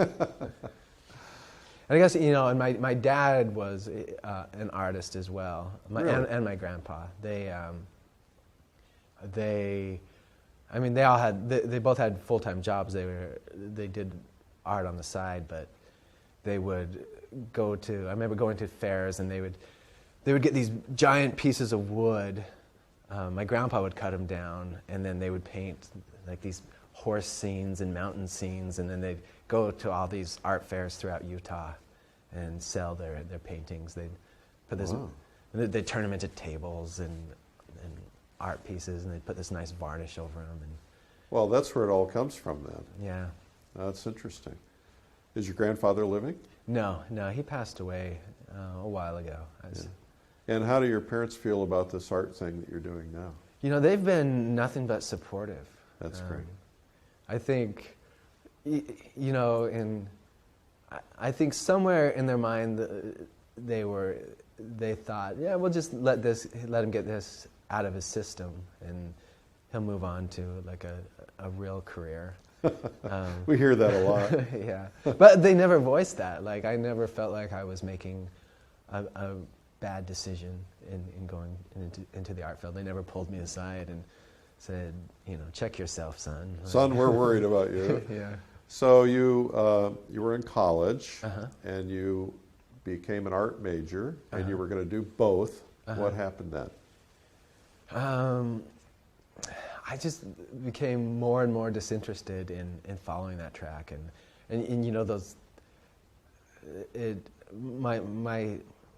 my art load just got bigger and bigger, and pretty soon I was just doing art. Now I ran into some trouble because with trying to get an art education there, because you know, I wasn't really interested in the painting, like becoming like a paint major. I remember I took my first painting class. Once I got my associates, I went on to the next school, and I took a painting class, and I remember she said, "All right, we're going to do a painting today. Why don't you get out your we started with pastels in this painting course, and she said, get your pastels out, and just want you to move your hand over the pastels, and one of them is going to start talking to you, and then take that pastel and just put it on the paper and move it around until it stops talking to you, and then put it back and do it again.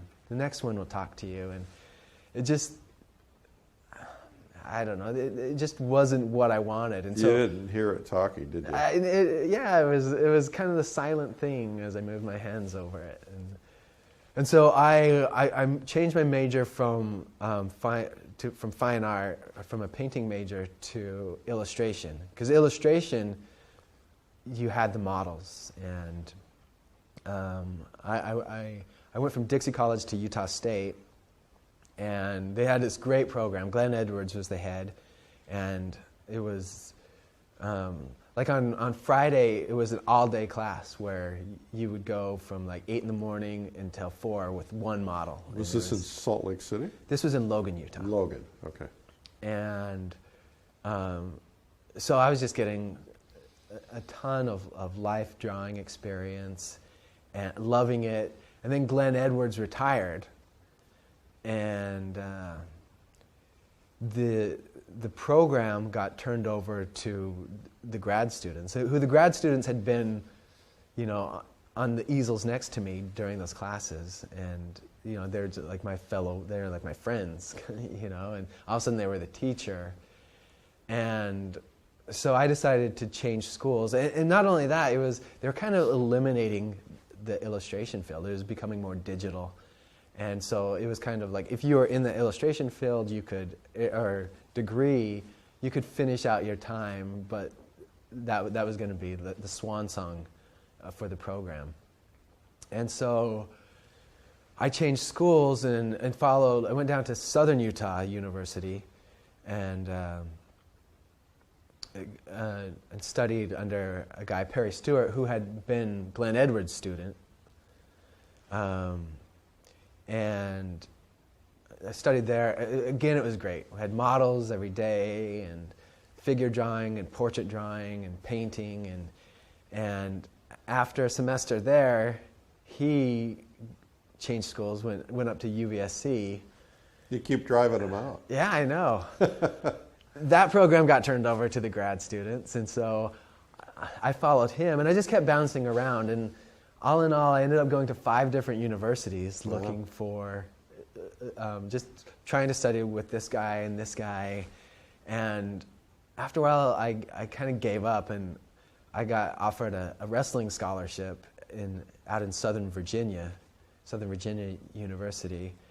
And I went out there, and they didn't have, they had some great teachers there, but it wasn't a very robust art program. And so I kind of maxed out. I took all the life drawing classes, and in the end, I kind of just made my own curriculum where I would get my friends would come in and sit for me, but they're my friends, and I'm not really paying them, and so they would only sit for so long. Right. And so in the end, like my senior year, I ended up just doing a lot of self-portraits because I was like a very faithful model, and I was always there for myself. Well, I think that's one of the magics of the self-portrait, right, is that oftentimes those of us who are in situations where we either can't get access to models, can't afford models, or we want to do something in depth and we just can't get a model to come in for that amount of time, that's where the self-portrait really becomes a great learning opportunity. Yeah.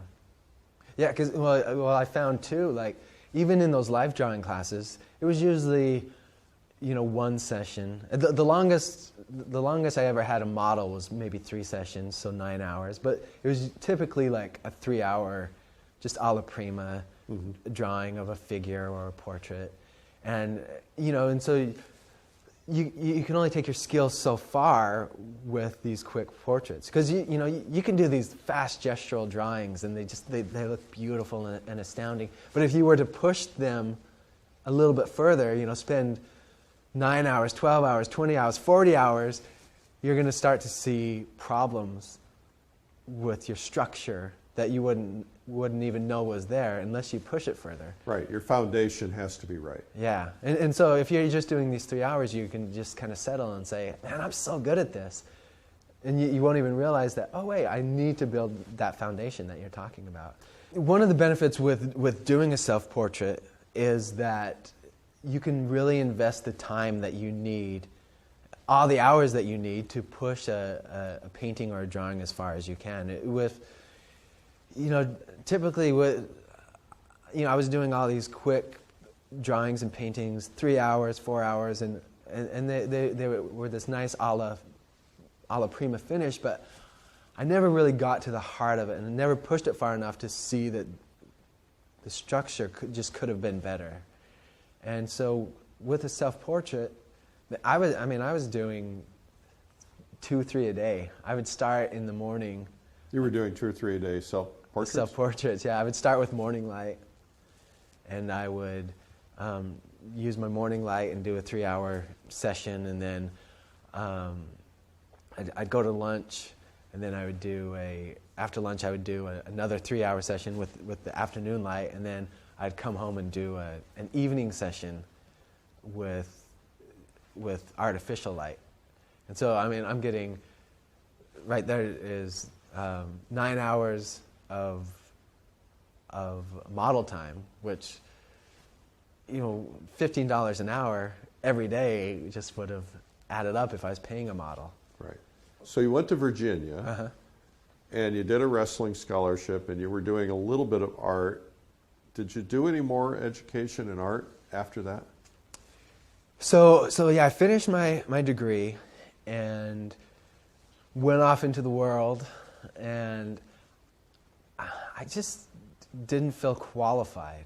You know, and I mean, I was basically an illustration major, and I was doing some illustration work. I was, you know, did some magazine, little spot illustrations. I did some cover work, and then I ended up getting a job working as a designer, which I mean, I had taken some basic design classes and an introduction to, you know, the Adobe suite. But I wasn't very computer savvy, but I got a job on the strength of my drawing portfolio.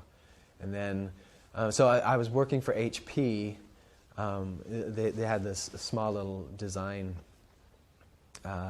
team in Utah. And I kind of learned on the job. Like, they would give me a project and I'd be working, and I would say, I'd go take a smoke break. I don't smoke, but I'd step outside and call my friend and say, hey, how do you outline text? Or, you know, I'd ask him, and he'd say, oh, the shortcut is, you know, he would tell me how to do it, and I'd go back and do it. I studied with William Whitaker and Patrick Devanis for a couple of years. It was kind of an apprenticeship of types. Were they in southern? Oh, they were where? They were in northern Utah, in Springville and Provo. Okay. We actually we were working right alongside with the Springville Museum of Art, which is a beautiful museum if you're ever right. Vern in Swanson. Vern Swanson is an amazing gentleman, and they have this beautiful Russian Impressionist collection. Oh, they sure do, and a great restaurant across the street called La Casita was one of my favorites. I used to live out there. Oh, great. We'll talk about that sometime. But right there in the museum across the street, they have, it belongs to the museum, but they had like a little warehouse, and with beautiful north light, and we had the figure, and we were painting from life, and I'd paint with Bill Whitaker in the morning, doing comparative drawing, and then Patrick Devanis in the afternoon, and he was working site size. He had studied with Richard Lack, and so we were, you know, using that Boston School method of site size, and I studied with them for 2 years, and then ended up moving out to New York, where they had just started the Grand Central Atelier, which was kind of an extension of Water Street. For years, Jacob had his school. Jacob Collins. Jacob Collins, right. Yeah. Jacob Collins had been teaching at the Water Street Atelier. And it was actually through him and his students that I started to realize that, oh, wow, wait, there's contemporary artists that are doing exactly what I want to do. And, you know, I'd go online at, you know, Arcadia Gallery, and Michael Grimaldi was there, and Dan Thompson, and, you know, all these people that had studied under Jacob. And even back in my university days, I was looking at their work and going, that was when it started, like maybe my senior year. I was like, oh, wait, there are these people doing this. And Jacob Collins starts this school, the Grand Central Atelier, which had, that first year, it was Michael Grimaldi, Kate Lehman, Dan Thompson, and Jacob Collins. Like, just like my idols at the time. A dream team. It was this dream team. And yeah, so I go out there and I'm just like starstruck kind of, and I went out there, painted or studied with them for 4 years. After the 4 years at the GCA, Jacob actually invited me to study, or not study with him, just come to his personal studio.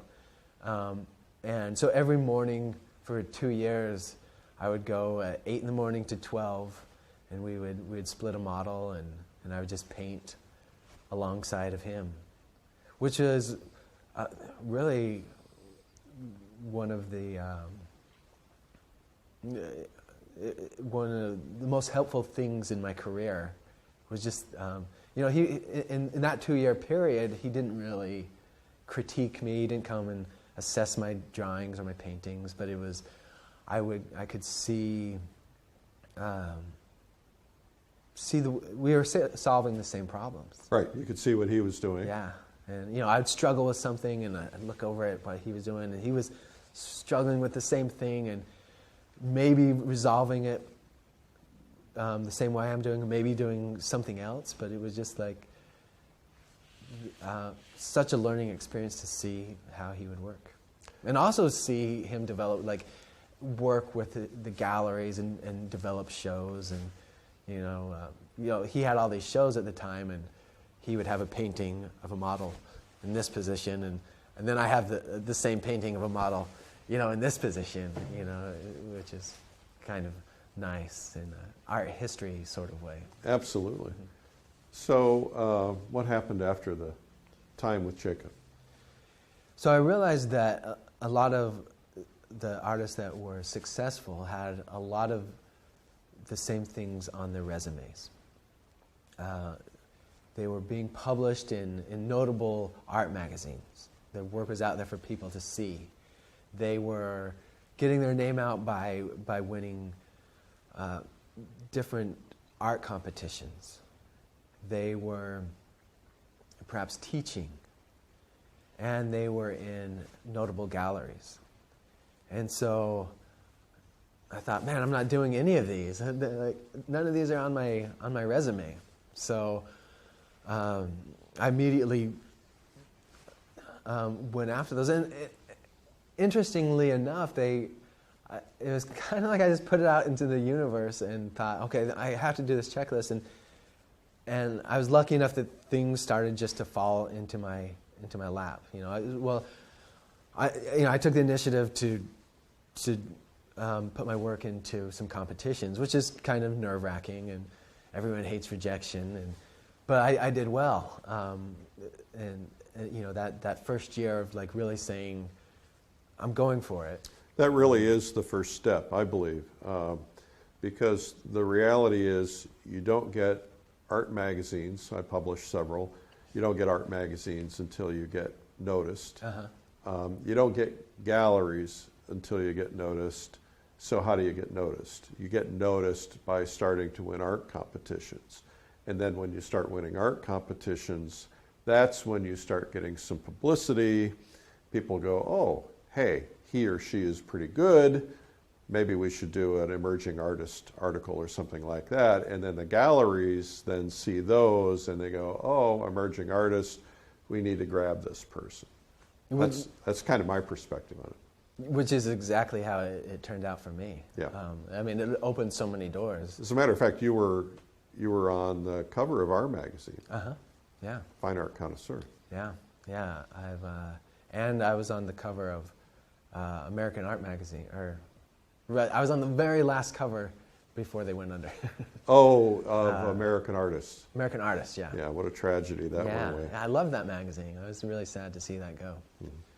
Yeah, so that first year I entered the Raymar art competition. I took second in that. I took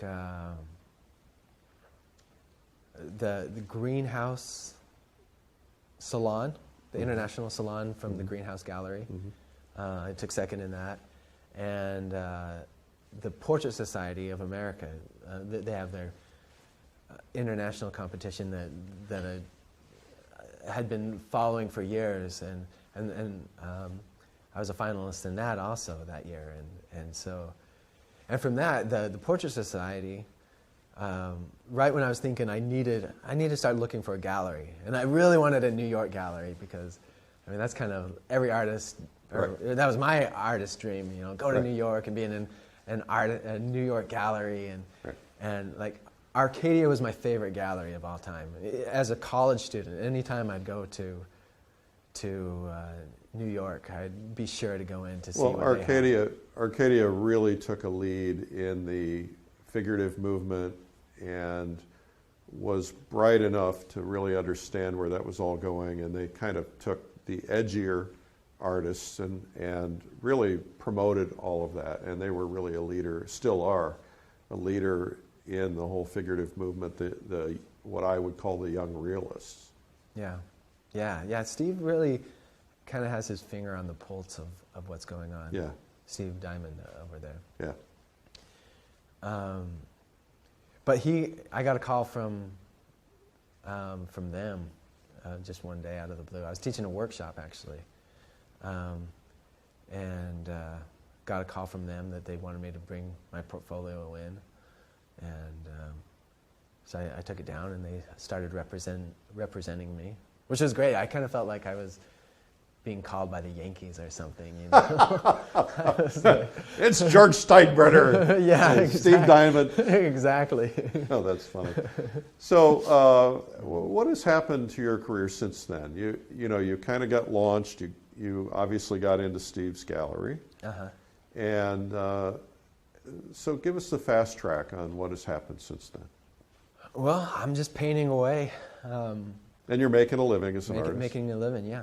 One of the things that I think is so critical, you figured out some of the pieces of it a lot of people never figure out, but one of my missions in life is to train artists in the other part of life as an artist, and that is how to make a living, how to get to the point where they can make a living as an artist, how to market their work, how to get into art galleries, how to win art competitions and so on, and I devote a lot of my time to that. And that's something I want to try to get integrated into these ateliers around the world so that there's a piece that is getting them ready for the world, because that's not something anybody's teaching. Now, you learned a lot of it just by osmosis, being around Jacob, who is masterful at that, but that's not something most people ever get. Yeah. I feel lucky, because you hear, like, it all seems intimidating, like I was thinking about getting a gallery, and just the thought of like taking it in and like saying, please let me be in your gallery. No gallery owner wants that. No, it's always better to get invited. Yeah. Because it's stronger. Now, you had an iconic image that I think made your career. Do you know what I'm talking about? I don't know. Well, you did a painting of a man in a hat, a fuzzy hat. Was that a self-portrait? That was a self-portrait. Okay. So was that something that you won competitions with? Yeah, I did win several competitions with that. Yeah. I guess I only entered it in one competition, but yeah. I think that sometimes a career can be made with one iconic image that is so good, that gets so much publicity. That seems to be what happened to you as a starting point. So yeah, interestingly enough, that image came about because I was trying to fulfill those 4 checklists where I wanted to be published in a magazine. I had, at one of the Portrait Society conferences, it was before I hadn't ever entered anything in a Portrait Society conference. I was still a student, and I went on a scholarship to go to that. And while I was there, I met Michael Gormley, who was the editor of American Artist magazine, and we went out to breakfast one morning, and he said, "Hey, if you ever need anything, if you want to do an article, anything, just give me a call, and we'll do something. I love your work." But at the time I was a student, and I was just scared. I didn't think, what do I have to offer? And so I kind of just sat on that for a couple of years in the back of my mind, and then one day, I'd actually just been married. I just married my wife, and at that stage, it was like I was really worried about, I need to provide, be responsible, and grow up and be a man, and so it was like 4 a.m, and I'm thinking. I got up and I wrote Michael Gormley this email where I pitched to him a a 3-part series where I kind of highlight my process, and I sent that off to him, and I didn't hear back from him. A few months later, he comes across it, because I had a piece in a magazine, and I was just replying to, because I was in a self-portrait competition, and I replied to that, and so he didn't really read it. Got kind of pushed into all the other self-portrait into that folder, and so he didn't really read it for months. And then he came across it, and he's like, well, "I love the idea, Greg. Let's do it." I mean, I was worried. I was like, because I hadn't heard back from him. I was thought you were rejected. Yeah, and I was like, "Oh, this is going to be awkward the next time I see Michael Gormley," and he's going to give me a pat on the shoulder, like, you know, maybe sometime, but you're not quite ready. It was kind of the response I thought I was going to get. But he loved the idea, and he said, "Yeah, so we have to go to print in like 2 weeks if you want to get into the June edition, or whatever edition it was. I can't remember the month." I decided to do a self-portrait because I knew I would be there, and I could do that, and it was kind of nerve-wracking because so in 2 weeks I had to have the drawing part, and then the second edition a month later, and the third edition, and so it was like sink or swim, and it all worked out. You know, it was like under the pressure, it all worked out, and the final image ended up being on the cover. Congratulations. Oh, thank you. That was huge. Yeah. Yeah, little things like that can go a long way. Yeah. That can really boost a career. Yeah. So tell me, I'm curious, you did a project recently that had to do with children in Haiti. Oh, yes. Tell me about that. Well, you know, that didn't start out with the intentions of being a series or even painting. I just had the privilege of going down there shortly after the earthquake in 2010. Uh-huh. One of my best friends from high school went down there. He was working for this philanthropist that gave him X amount of dollars and said, see what good you can do with this money. So he went down to Haiti and was just kind of helping out, like kind of looking for different organizations that he could help. And while he was down there, he came across this orphanage that had been in Port-au-Prince, but the orphanage had crumbled, and they moved the entire orphanage out to this small little farming community just outside of Port-au-Prince.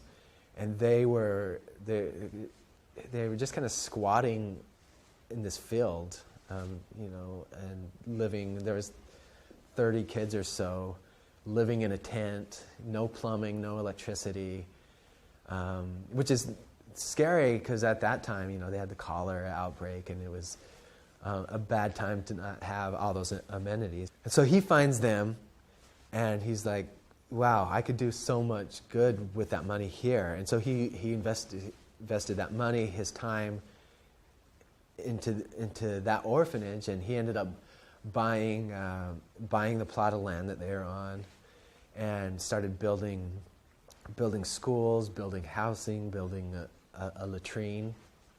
And so as he was into that process, he called me and our group of friends from high school, and he was like, "Hey, you guys, you got to be out here. I mean, this will change your life. Come out, like these kids are amazing, and you could be so much help out here." And so a group of us went down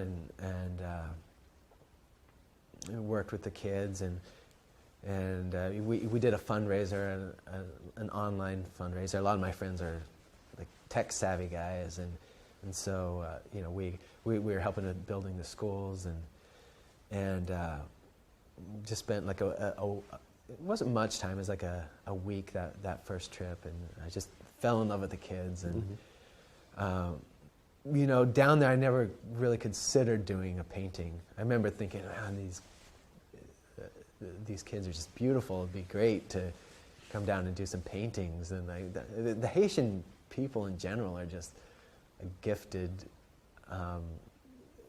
people. They're just beautiful and athletic and happy and so while I was down there, I did sketches and you know, I'd give them to the kids and keep some of them in my little journal and a few years later I went back and taught some art classes to the kids. I went down. It's actually with a different group.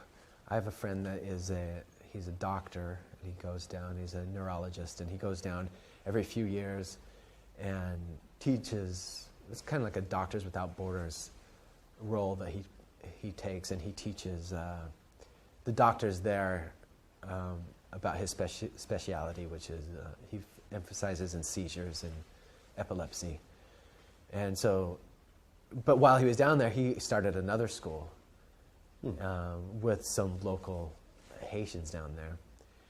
And so I went down and taught at his school, and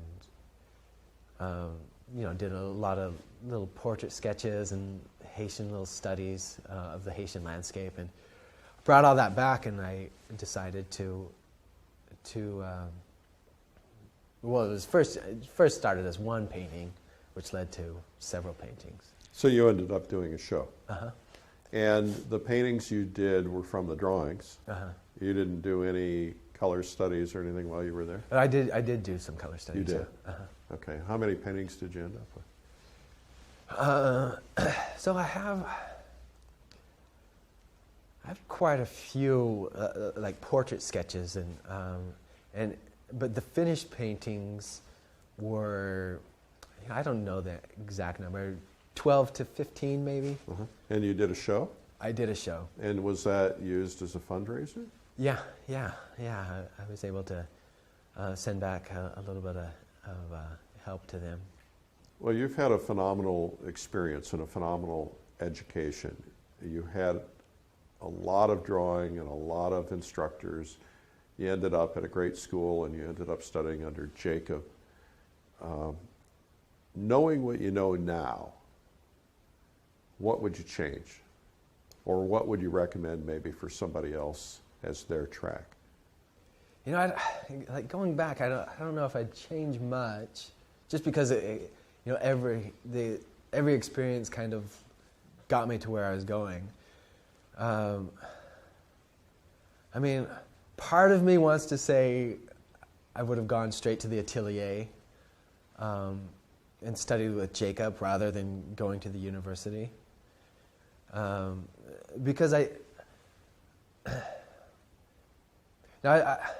don't want to discredit, because I did learn a lot from my teachers, from some of my teachers. Well, it's all a college. cumulative effect. Yeah. You're learning from every place. But if you had to give somebody who might be watching this some advice, who might not have ever been aware of these ateliers or the process, let's start there. If someone is young, they want to learn to draw and paint, they don't have a clue where to begin, what do you recommend to them? I would recommend going to an atelier first. If you want to go to college and get a degree, I mean, degrees are great. They open up a lot of doors. But I think your college degree would be better served if you went to an atelier first and got some, and really learned how to draw and paint, so that you can go to college and then not be struggling to learn those things. Because I mean, in college it's so piecemeal. Mm-hmm. You know, it's things like a little bit of everything. A little bit of everything. Like you know, a lot of those illustration courses that I took, I loved, but it was you would do a 2-week emphasis on gouache, and then a 2-week or maybe a month emphasis on oil, and then pastel. And so you were kind of getting a taste of everything, but not really. Not a deep dive. Yeah, not a deep dive. Well, so, and like from somebody who's not experienced in that, it might seem appealing to get a couple of weeks of this and a couple of weeks of that. But why is the deep dive important? Well, it's like, I mean, if you're going to be, in any field, an electrician, a doctor, you need to deeply delve into whatever it is you're going to be. You don't want to. If you're a doctor, you don't want a surface understanding of what you can do in medicine. You want a deep specialization into exactly what you're going to be doing, and so that's what the atelier is good for, because learning to draw and paint is hard, and it takes those hours and hours and hours. So the big question I always get has to do with talent. Mm-hmm. Do you believe that there is natural inborn talent, or do you believe that someone who doesn't have that natural inborn talent can become an artist? Talent always helps, for sure. But I think more important than talent is interest. Mm-hmm. Because, it's like if you're a marathon runner, or you look at these marathon runners and you're like, wow, that's amazing. He runs 10 miles every day to train for this. I could never do that. But that marathon runner loves to run. It's invigorating. He loves putting in that 10 hours a day, even if he's not good at it. It's maybe he's not the fastest guy, but he just loves putting in the time and the work that goes into eventually running the 26 point whatever miles it is in the marathon. Mm-hmm. And so it's like that with art. It's just, if you have that desire, that interest, that yearning to make art, then you can be an artist. Mm-hmm. So we have a lot of people who see these things who are in remote areas of the world who don't have access to be able to either have the time or the money to go to ateliers, or maybe aren't even aware of any that they could find in their areas. If you had to instruct someone on how to learn, obviously they're watching this, mm-hmm. What process do you think is critical for them to follow in terms of learning drawing and then learning painting? If you had your own school, what is the process that you would recommend for them? So painting from life is pretty important. Just because you're not just or drawing from life. I would start, to answer your question, I'd start with drawing, but I'd make sure that I'm getting a lot of life drawing, because what is really going to be helpful here, or what you need to do is, it's not so much the drawing, but it's the understanding of the form and understanding of what you're seeing that you get from the drawing. And so you're going to get that from drawing from life, and peeking your head around, understand. Even though you're only drawing this portion, I want to know what's over here and over here. So you could peek around this side and peek around this side, and if you're drawing an apple or a cast drawing, or whatever it is. That understanding is so important. So I would start with drawing. So most of the ateliers don't start people out drawing from life. They're drawing from real objects. Uh-huh. But most ateliers start out by saying, okay, I guess many of them do the bark drawings, uh-huh. copy the bark drawings, and then they go to plaster casts. Uh-huh. And then from plaster cast they go to life. Is that correct? Or do they start from life in the beginning? Well, so My education trajectory didn't start with the Bargs. I see their value, but I started with the cast. Once I started into my classical education, I started with the casts and painting the figure right from the beginning. Right. So if you're in the middle of nowhere and you don't have access to much of anything, what are you starting with? So if I was in the middle of nowhere, I'd probably do what I did. I would be drawing from life, making still lifes and whatnot, drawing that from whatever I could find around the house, something I love, my favorite shoe, or whatever it is, something that's going to hold my interest. Right. Well, that's really important too, isn't it? You shouldn't be painting or drawing things that don't hold your interest. Yeah, exactly. Yeah, you have to have that passion, just like that marathon runner, and then painting from life. I started that even before my classical education. I'd paint my friends, and then when my friends would get bored of my company, I would paint myself. So you just or draw myself. So you just use what you have at hand and draw. And if you can't have that, those Barg drawings are great. And I guess in one of my illustration class, I remember we had this 100-book notebook that we had to buy, 100-page notebook, and we had to, at the end of the semester, you had to fill up all 100 pages, both sides, with drawings. And so I would draw everything. I would draw from magazines. I would draw my roommates watching TV. Always be drawing. Yeah, and so yeah, I would start with drawing. Well, this has been fascinating. I've loved learning about you and your career path and your educational path. You had a fabulous variety of education, which is fairly unusual, actually, and you kept moving towards different things that were taking you closer and closer to where you wanted to be.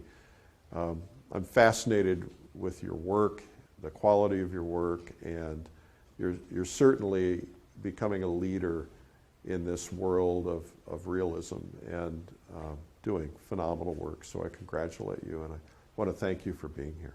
No, thank you, Eric, and thanks for all that you do for the art world. You're really moving things along as well. Thank you. And getting us out there for people to see. That's what it's all about. Thanks again. Thank you.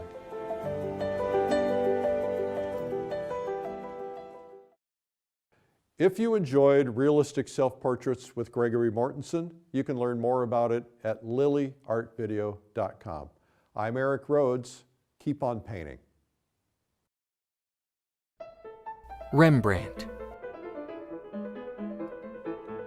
Sargent, Zorn.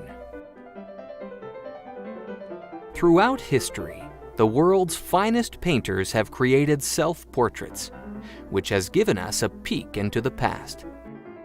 These have been great gifts from the artists, who have allowed us to see them as they were and to watch them from youth to old age. Self-portraits not only preserved their likeness for future generations, making them immortal, but they were considered an important tool to develop skills in portraiture without the expense of a model. In this all-new exclusive video, you have the rare opportunity to follow along step by step with one of the preeminent masters of portraiture. Gregory Mortenson is a world-famous painter whose work is highly coveted by galleries and museums from New York City to Barcelona. To be one of the rare artists to study under Mortenson is a privilege for very few, and those who want to develop the highest level portraiture skills, which transcend mere portraiture and move to emotional museum quality painting. Hi, I'm Greg Mortenson, and every year I try and do a self-portrait from life using a mirror. And this year I decided to document my process from the initial graphite block-in all the way to the final pass. And we've documented every form that I turn and every brush stroke that I've laid down. I cover color theory and how I incorporate Munsell, why I set up my palette the way I set up my palette. This video is the most complete and most in-depth portraiture course ever produced, giving you a level of instruction never before offered on video. Several hours of depth, giving you the understanding of each subtle nuance, which all guide you on the start to finish painting incredible museum-quality portraits. This all-new video is designed for artists of all skill levels who want to paint stunning, lifelike, emotional portraits in the style of the great masters of the past. Realistic Self-Portraits with Gregory Mortenson is now available on DVD and streaming video. Order yours today.